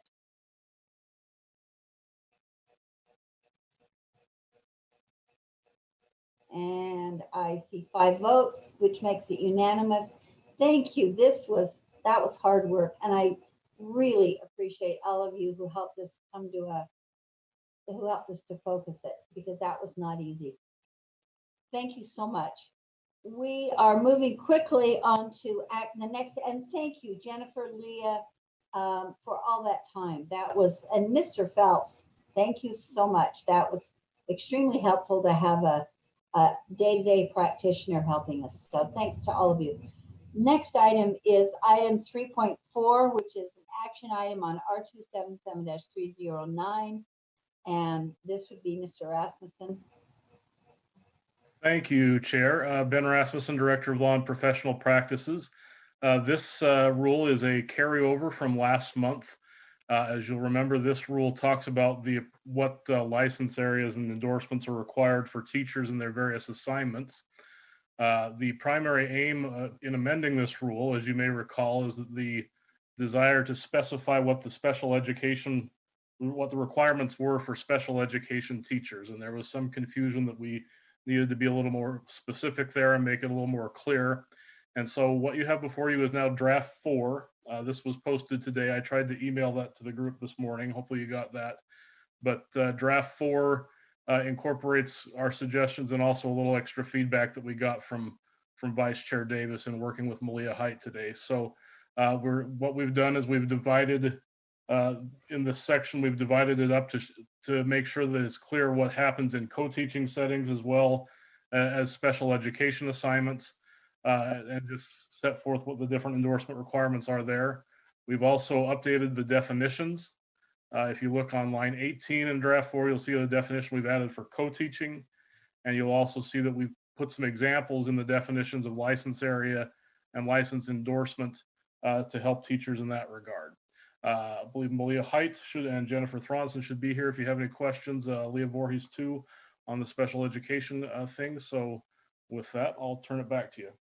Thank you. I think the examples help those who are uninitiated understand the distinctions between license areas of concentration and license endorsements, which I think is a very, it's an important distinction, but it's hard to, I think, understand. Let me first, Matt, and Cindy, maybe you don't need to, but as some of these co-teaching explanations were Cindy's additions, do you need to explain those any further, do you feel like? I think people can just look through what's in brown, but can you scroll up to line 120 so I can make sure that that piece got in there?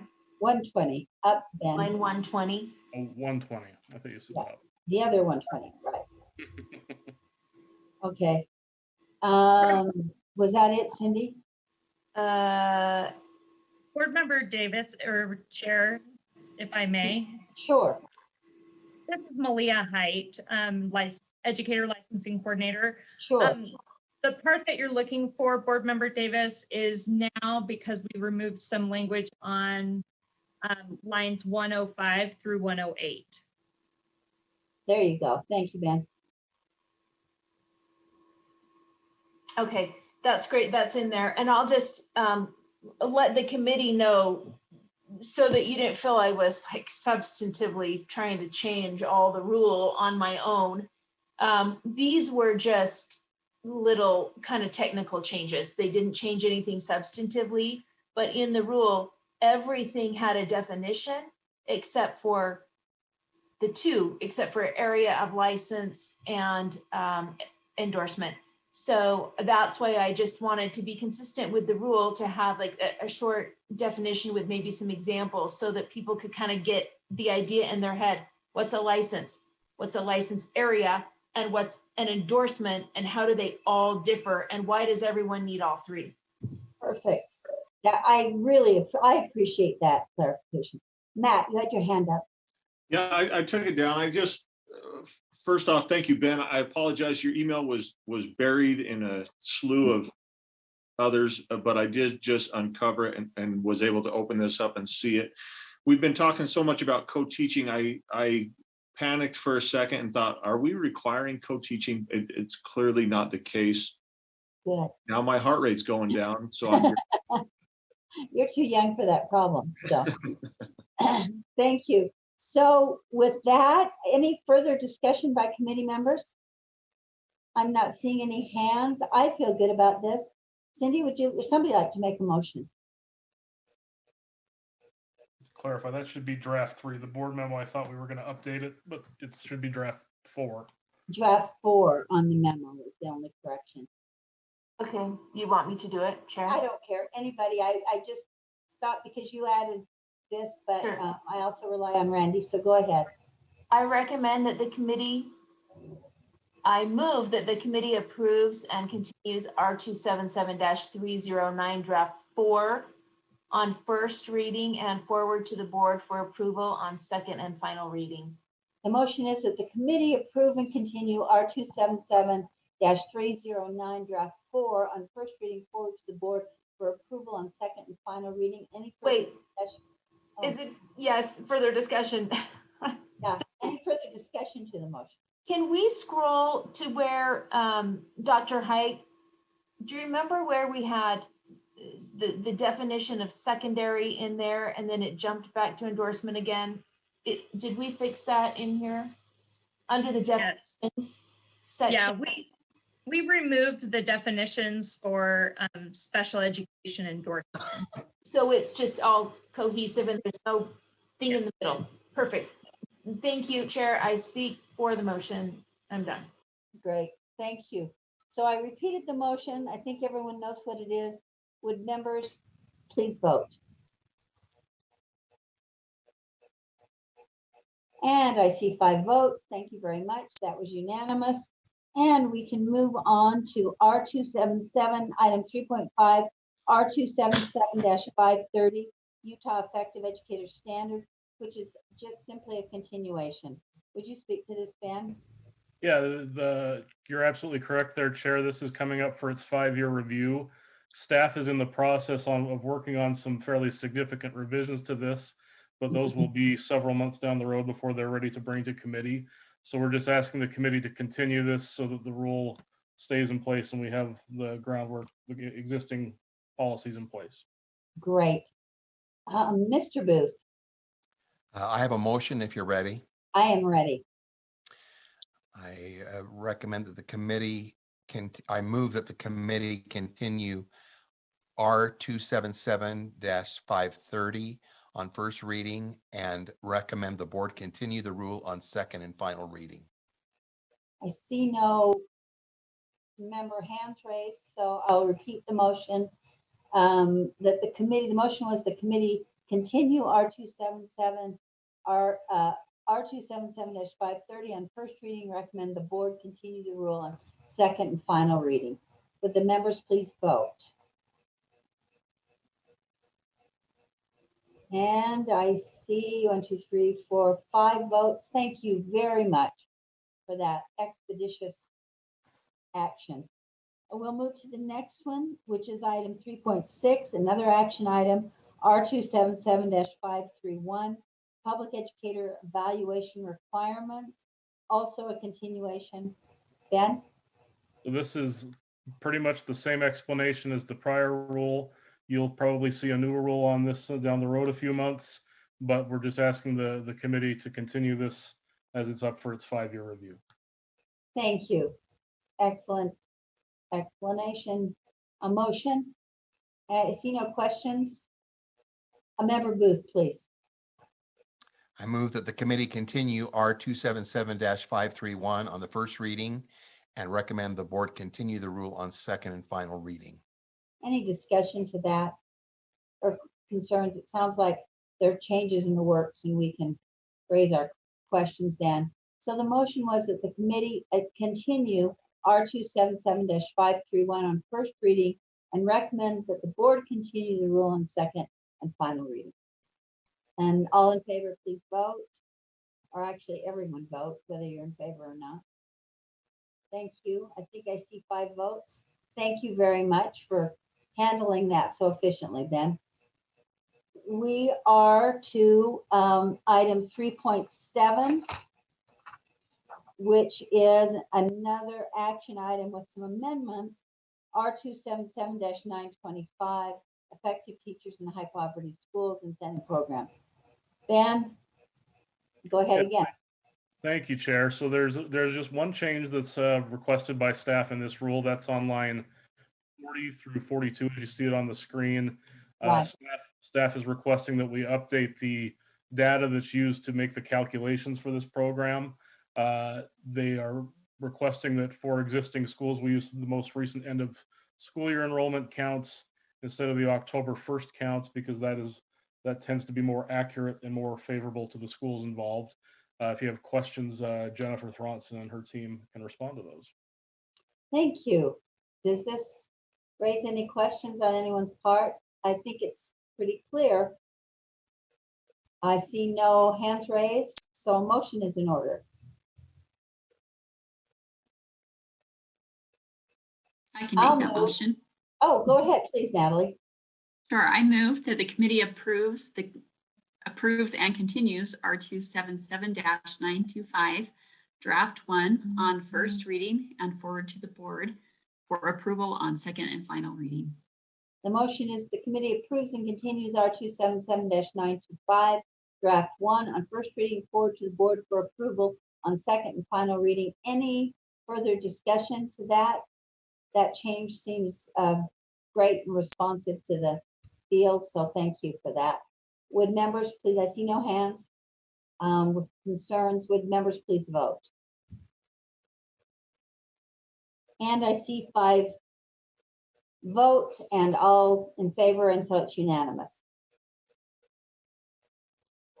And we are to, was that item 3.7 that we just, was that 3.7, Ben, just now? Yes. Okay, thank you. I all of a sudden had a brain cramp. I'm moving to item 3.8, which is a request for information by a doctoral candidate And it is labeled exactly doctoral candidate request for LEA level special ed counts. And to help us is Whitney Phelps and Leah Voorhees. Would one of you take the lead? Leah or Whitney? Maybe. Hi, Whitney Phillips, Chief Privacy Officer. So this USBE currently has an agreement with a professor at USU in order to do research with special ed data. However, someone that is working with the data already would like to use it for her dissertation. And you're not allowed to use the data for purposes other than what's already described in the agreement. And so this is her request, and Dr. Voorhees is supportive of this request. Do you have any data privacy concerns about this? I don't. Okay, and I recall, Leah, and I'm not trying to put words in your mouth, but I think I talked to, I can't remember which one of you, I think it was Leah, about this, and she expressed that this information or this dissertation could also be helpful to the USBE in working with special education issues and problems. And Leah, did I say that well enough, or would you like to speak further to that? Yes, thank you, Chair. Leah Voorhees, Assistant Superintendent of Student Support. So yes, this study would look at very aggregate data, and is a really interesting idea about comparing the prevalence rate in different LEAs, so the number of students with disabilities in the LEA, with the federal report that we submit each year with how the LEA scores on each of the 17 indicators that we report to the federal government each year. So yes, I do think that this would benefit our office once the dissertation has been completed. And she's willing to share that, I'm assuming? Correct. Great. That's really helpful information. Anyone else have any questions or comments about this action item? I have a motion. Thank you, Member Booth. I move that the committee forward a recommendation that the board approve the request from Brenda Smith for data as presented. Thank you. And any comments now? I still see no hands raised. The motion is the committee forward a recommendation. No, the motion is that we recommend to the board that the board approve the request from Brenda Smith for data as presented. All in favor of that, please vote, or all wanting to vote, please vote. And I see 5 votes. Thank you so much for that vote. Appreciate that. Thank you, Whitney. Thank you, Leah. We really tried your patience. So thank you so much for your participation and help today. We have one last action item, item 3.9. This is a resolution entitled Resolution Supporting Individual Health Decisions in Utah Schools. And because this resolution comes from, I believe, both Natalie Klein and Jenny Earl, I would turn to Natalie to ask if you have any other information you have to provide to us on this. No, just this. I would love to be able to have some discussion about it. I know that there are multiple views on this, and I'd like to hear those out before we make a motion one way or the other. And I thought, I understood that you had a motion prepared. Are you ready to make that motion? I'd really like to hear some discussion first, but I think we have a possible compromise. So but I think the discussion is important for just so that the public knows that we are aware of the issues and the concerns, and that we are being thoughtful about how we handle that. I see Mr. Hymas with his hands raised. Please, one Yeah, hand. thank you. Just looking over this, and I've reached out to Jenny Earl and asked some questions about this as well. I do agree that organizations, including schools, should not strong arm families into getting a COVID-19 vaccine. So I agree with that. I do agree that that's a personal or a family choice if they want to get vaccinated or not. The question I had for Jenny is at the bottom, it says, be it further resolved that masks, immunizations, and COVID-19 testing are an individual parent choice and should be optional in Utah schools. And I agree that we, as a family, you have rights not to get immunized.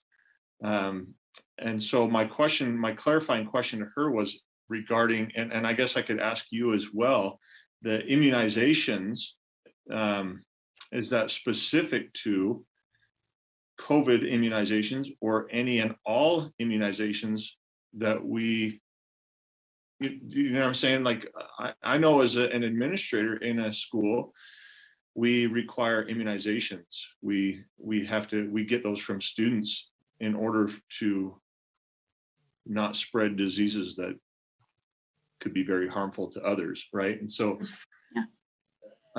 what are can you speak to that a little bit? What your thoughts were on that? Is this specific to COVID-19? So our current law already allows for exemptions, for medical or religious exemptions on immunization. So that's no different than what already exists in law. So, but obviously it does zero in on the COVID-19 as well. So it's just kind of repeating what's already in law and making sure that that is included in it, that's not being viewed as separate from the other immunizations that exemptions are allowed for. Thank you, Natalie. Member Booth, Matt, did you have a follow-up to that, or is that? Let's hear from Member Booth, if that's okay. Sure. Randy? You know, I certainly recognize, as Member Hymas indicated, that parents and individuals have the full right to determine whether they would be immunized and have the COVID vaccination. And I recognize that there are laws in place that allow even other immunizations. I don't have a problem with that. The mask is an issue that I approached the two superintendents this morning of the two school districts that I represent and just sought their feedback on what kinds of challenges that they might face with a resolution like this. I am definitely supportive of local control. And I had a discussion with them, you know, all the way through. I felt that this is an important issue. As we listened yesterday to the Navajo school superintendent or whoever he was talking about how they have to deal with the Navajo Nation and the State Board of Education or the state law. All of this was influencing whether they could come back to school or whether they could come in person and all this sort of thing. And in different parts of the state, there are local concerns that I feel from a state level, it's tough to dictate this is the way it should be. And so I'm very much in favor of in terms of the masks, that the local areas are able to do what needs to be done, that local parents working with local teachers and administrators with the local, like I loved it when Utah County Health Department was helping us in Nebo School District figure out what could be done or what shouldn't be done, rather than somebody up in Salt Lake. Not that I'm diminishing the value of what they said up in Salt Lake. I'm sure it was really important, but they're not able to tell what's happening in Juab and what's happening in all these other areas.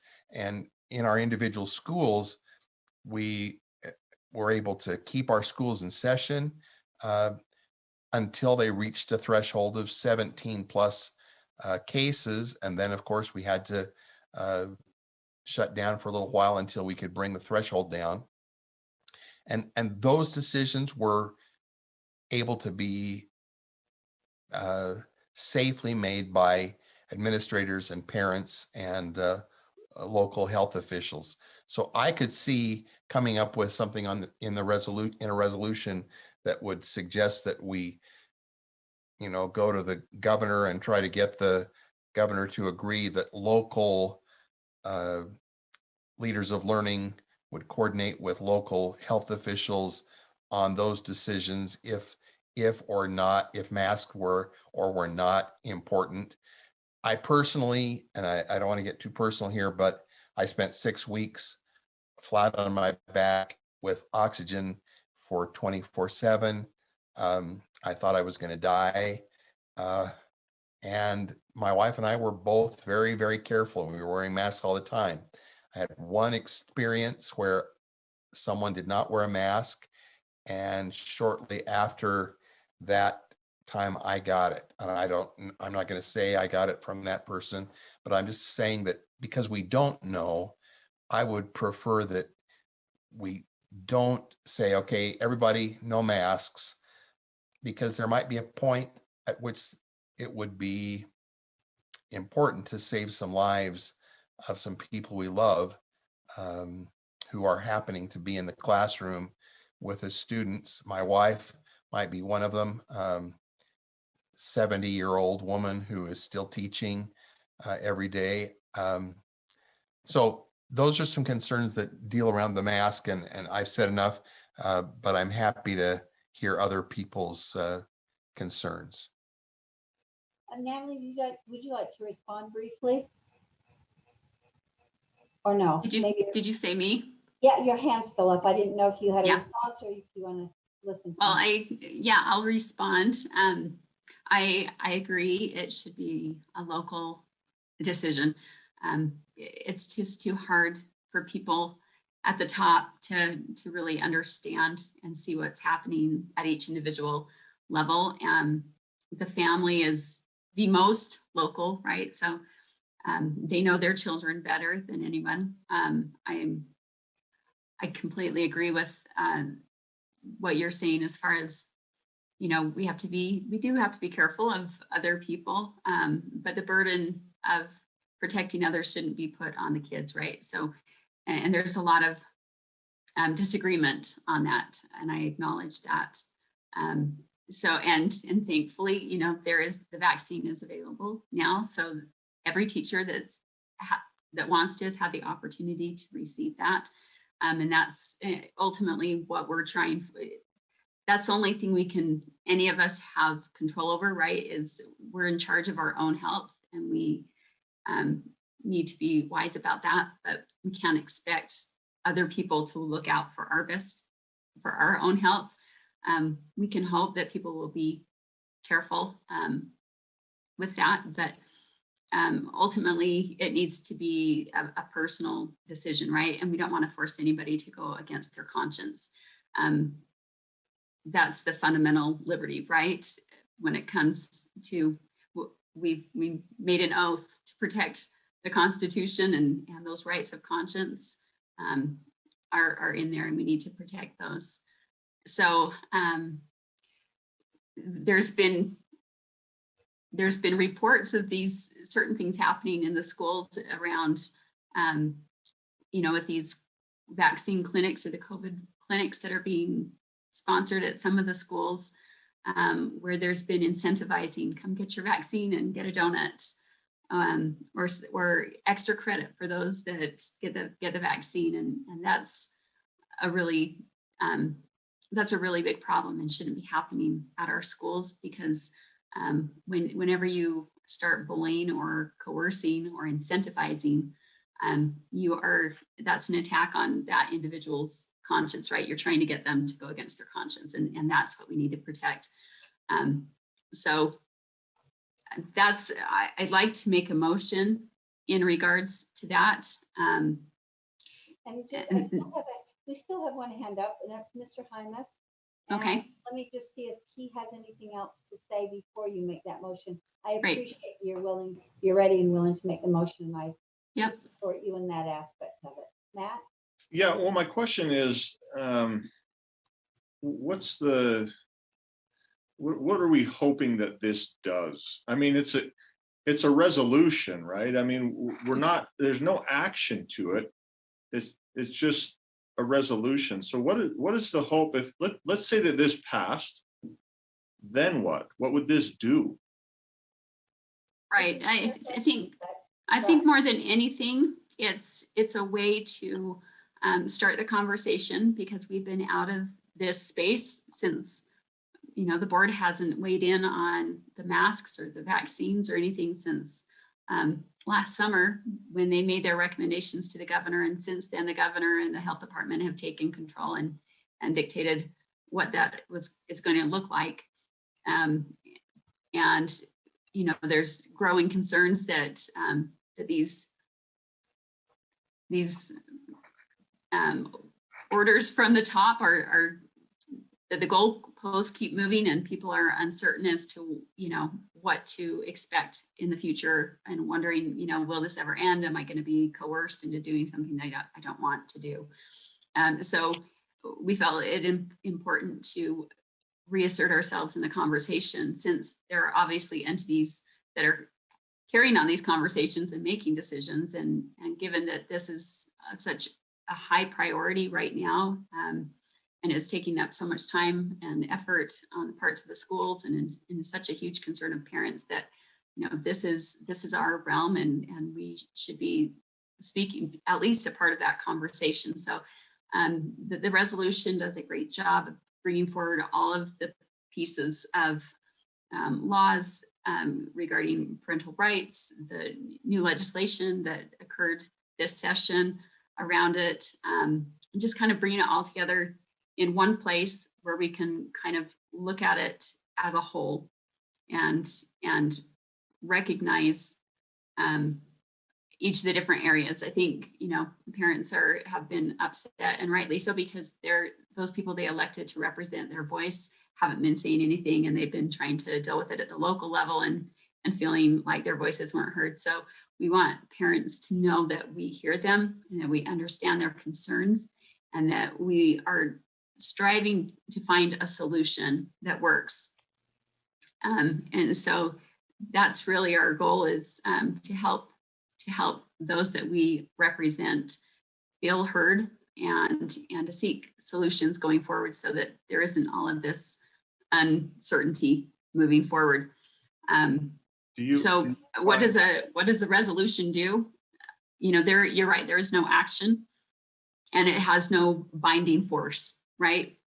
The laws that it states in it have binding force, so there's that. But that's why I felt like making this motion might be a good compromise, because it actually would accomplish something if we can.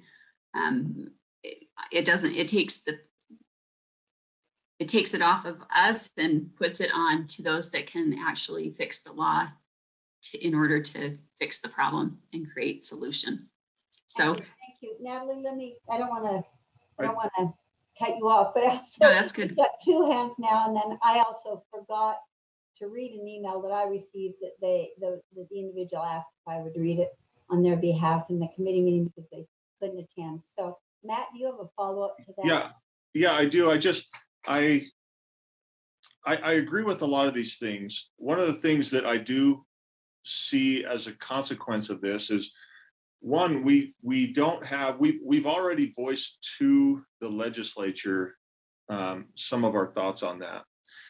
I see this as potentially driving a wedge between us and legislation, and then giving parents a false sense that we have the control to make legislative changes when we've expressed. Personally, I have reached out and to superintendents and asked their thoughts on these things. Reached out to others. I don't want to give a false sense of support. We've been working very, very diligently throughout the legislative session to build relationships, and I don't know if this resolution will then say we don't agree, and it might. That's fine, and we may not agree. But again, if there's no action to it, I'm just wondering. There will be action. I just don't know if it's going to be any positive action. Yeah. So yeah, this, can I follow up? No. Let me interrupt for one Okay. second before you respond. Matt, what did I cut you off? I'm sorry. No, Okay. thank you. You're good. That was my Thank you. question. Natalie, before you respond one more time, and then we'd like to hear your motion. I want to read, because this is a little bit of a, I hope it's not a bait and switch. It seems like a really hot term, but we had this motion posted, but now we're going toward a motion that I think will be more of a compromise. But I still think people, others, the public, wanted to weigh in on the motion that was posted. So I want to read this on behalf of UAA President Heidi Matthews. And it's very short. Chair Lear and members of the Law and Licensing Committee, each day our public education students in Utah stand and are offered the opportunity to recite the Pledge of Allegiance, which includes one nation under God, indivisible, with liberty and justice for all. The UEA is committed to this important balance of liberty and justice, especially as it impacts students and their ability to learn and thrive. We must strike a balance that celebrates and protects the role of individual parental control in schools, and that also recognizes and honors the collective efforts necessary to ensure fairness and safety in every school. The resolution supporting individual health decisions is divisive. It promotes one group of stakeholders' rights over another, and it does not recognize the important fair balance necessary to level the scales between rights of the individual and the collective good of the community. For these reasons, UAA does not support the resolution. Please do not forward this resolution to the State Board. Instead of adopting polarized resolutions, I urge you to look for productive ways to collaborate towards solutions that result in increased student success. UEA stands ready to support this collaboration. And sincerely, Heidi Matthews. And I actually have to say, I believe that your proposed amendment or substitute motion is maybe more in line with what even UEA would want. So with that, Natalie, you prepared to make your motion? I am. Go ahead. So I move that, and I'm going to add a couple little words here, Angie, if you want to add them in. I move that in lieu of forwarding a resolution to the board, the committee recommend that the board direct staff to work with sponsors of HB 308 from the 2021 legislative session to prohibit to prohibit LEAs from coercing or providing incentives for vaccinations. That is the motion. Would anybody like to speak to the motion? Or Natalie, would you like to speak to your motion? No, I think it's pretty self-explanatory, but I'm happy to answer questions. Thank you. Cindy, do you have something to ask or add? Yeah, I'd like to speak to the motion. I reached out to Board Member Klein and Board Member Earl earlier today and already kind of expressed my thoughts about the resolution, and I've heard some other board members as well. I felt like the beginning part just sort of summarized HB 308, and since there's no way I'm going to be able to answer the emails that we've received, all of them, I would just, and Chair, I'm breaking the rules again. This is 2 for 2 days in a row for me now, but I'm going to tell those people who wrote for us, to us, your rights to waive an opportunity to be vaccinated are your rights, and they're specified in HB 308. And that means that you can't be prohibited from coming to school or participating in extracurricular activities and such. So I want to make sure that that's clear, but I wasn't sure it was the board's role to just kind of restate code that was already there. And then the last part, I would echo a little bit, the other board members we've heard from our committee here. The other part sort of flips on the other side and seemed like it was encouraging people to not keep or ignore current laws. And so I was kind of struggling with that, but the piece, the one piece in the middle that isn't addressed anywhere in code to my knowledge is this concerning aspect of incentivizing for vaccines. And we really can't have, schools offering extra credit to get a vaccination or something of that nature, because it pits schools against parents, some parents, and then the student really gets stuck in the middle. And that's sort of no bueno. So I'd like to speak to this motion because a resolution wouldn't do anything about that concern.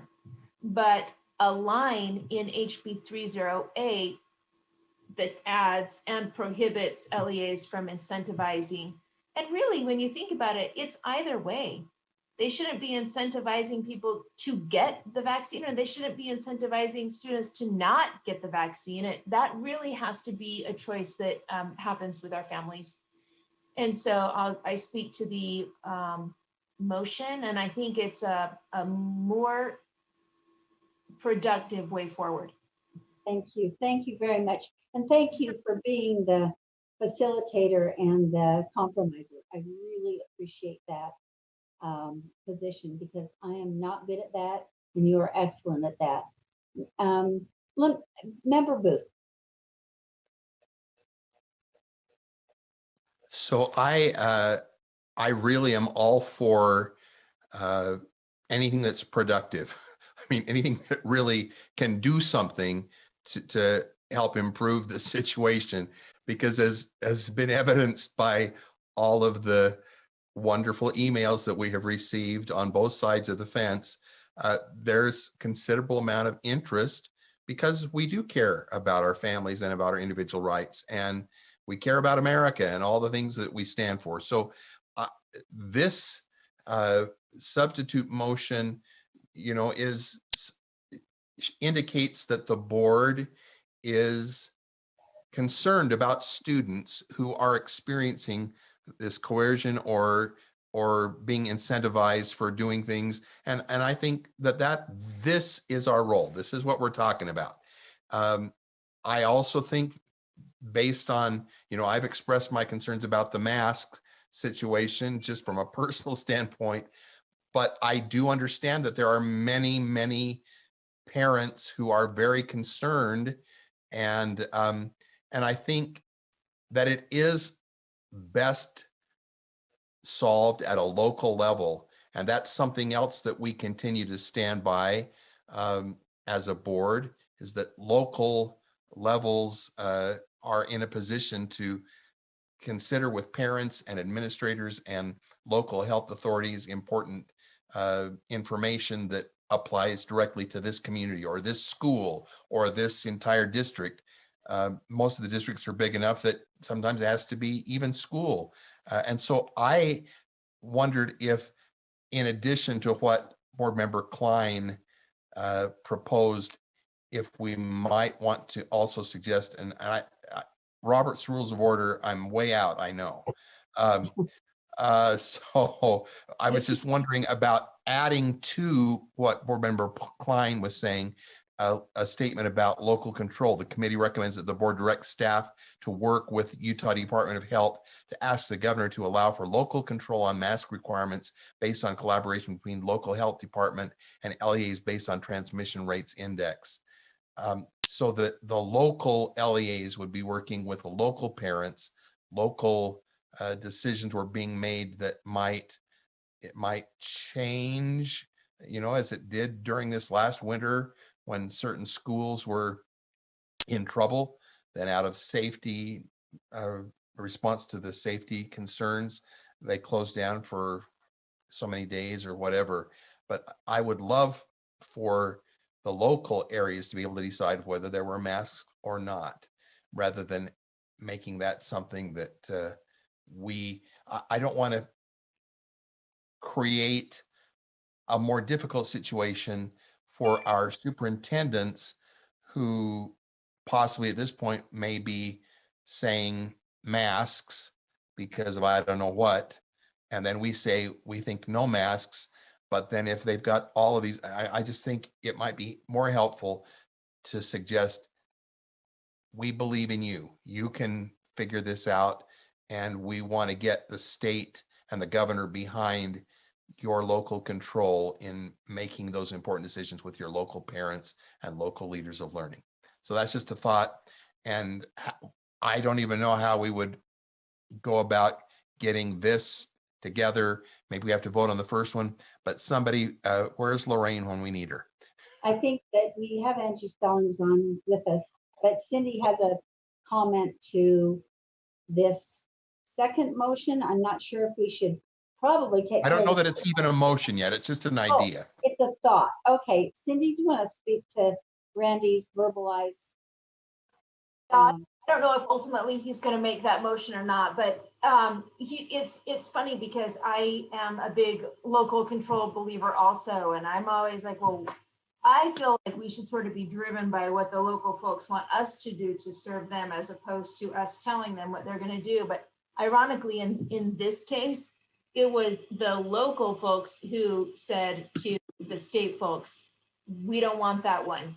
Just decide as a state and let's all be consistent. But the bigger issue is I think that's going to be gone soon. I mean, I don't think we're going to have legislatively, there's a mask lift coming. I think at the end of this school year, I said earlier, I would eat my shoe if I saw any masks next year. And whenever I say that, Laura Belknap says, you better have clean shoes. But I don't think it's needed. I don't think masks are going to be an issue much longer, personally. Thank you, Cindy. And I can also add a piece of information that might be helpful. I spoke yesterday with the governor's education deputy, Brittany Cummins, who all but assured me that the governor has no plans. I mean, no one can promise anything, as sort of my lawyer mind says, but Brittany's comment and point in calling me was to say that the governor has no plans to have a mask mandate as school begins next fall. And so I feel like I agree with Cindy. I think we might be worried about something that or setting ourselves up to discuss or take a position for something that isn't necessary. So that's my only concern, or my primary concern about this, Randy. And I also in speaking, taking the chair's prerogative to speak just briefly, my support for local control also focuses on, not solely, but just to a great degree, on local boards of education. So I in no way want to substitute the Utah Department of Health working with parents for an elected board of education at the local level. So I would want to make sure that the local board, and that's why I like the way it was left, though imperfect, last spring, or winter, where the local boards worked with the local health departments. So there was expertise on the health side, and there was the elected leaders on the education side. And I would not want to interfere with the local boards of education being primarily responsible for running LEAs. And not discounting parents at all, but we have a representative democracy that puts elected leaders in charge of school districts for a reason. Sometimes the weakest among us need protection. And I think that's where local boards and elected leaders come into play. So I guess if you're floating that, Randy, as an idea, I think that the timing's not necessary. I mean, it's not necessary right now, given what we have heard. Yeah. Can I say something? Yeah, hang on a second, Natalie. Okay. Not quite finished. So that would not be something I would be in favor of right now, Randy, although maybe I could be persuaded if we see changes in the COVID pattern in the summer or the end of at the end, before the school year starts. Good. Yeah, Randy, did you want to respond any further? No, I was just trying, because the original resolution was talking about masks. I was looking for a possible solution to consider if that was really very important. And I thought the little different twist of the local responsibility might be helpful. But if it's not going to be an issue, great. That's great. That's and right. I agree. And I don't think it is that you can ponder what you want to do with that idea for a minute, and we'll go to Natalie. And just brief, if you would, Natalie. You've got Sure. Sure. Well, I think the COVID manual already allows for local education agencies to deal with the mask issue. It says right in it that the LEAs can require a doctor-signed exemption form and then list the kind of doctors, but it says they may require. It doesn't say they shall require. And so we've had 3 counties, 4 actually now, or just school districts that have changed their mask policy to allow for parent-signed exemption forms based on the laws that are in place and completely legal. It's up to them to decide whether to require a doctor-signed exemption or to allow for other signed exemptions. So that's already in place. So I don't see that it's necessary. Thank you for that. Cindy, you had your hand up. Was that from leftover or no? You need to unmute yourself. Unmute yourself, Cindy. Cindy, unmute. There you go. Heard you. I was just trying to lower my hand because it was accidentally left up. Okay. And we have Member Hymas. Yeah, just real quick. I do like this new motion. And please, if it's not necessary, let me know. But at the very end, we talked about it going both ways when it says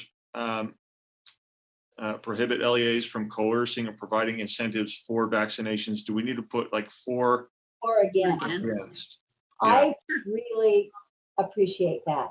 And I think that would be a good addition without objection. Natalie, is that okay with you? That's okay with me. I don't think it changes it. So Angie, can you add up here? Yep, there you go. That is really, I very much support that also. I think incentives can sometimes go both ways, and I think there are enough opinions that go both ways that it's important to value all of them. Mm-hmm. Randy, are you comfortable with letting go of your local mass decision making, or do you still? What do you feel about that? No, that's great. Yeah, it's no problem. Okay, so we have then a motion as presented by Member Klein and amended slightly. So I'll repeat the motion. I moved in lieu of forwarding a resolution to the board, the committee recommends that the board direct staff to work with sponsors of HB 308 from the 2021 legislative session to prohibit LEAs from coercing or providing incentives for or against vaccinations. I think I got that right. Is the maker of the motion comfortable with that?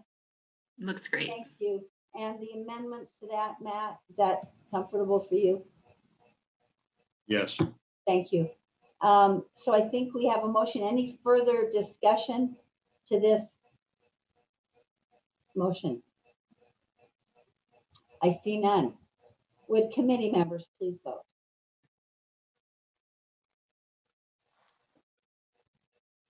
And that is a lovely sight to see 5 votes in favor of a motion that we can all support on this very sometimes divisive and controversial issue.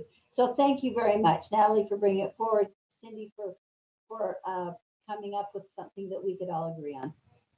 I think with that, our business is concluded, and it's been a long couple of days. So I think we're all very relieved, and I think that's a good unifying way to end the couple of days of board meetings. So thanks to all the board members. Oh, we did that. Never mind. And I was checking Angie's chat to see if I've yet again forgotten something.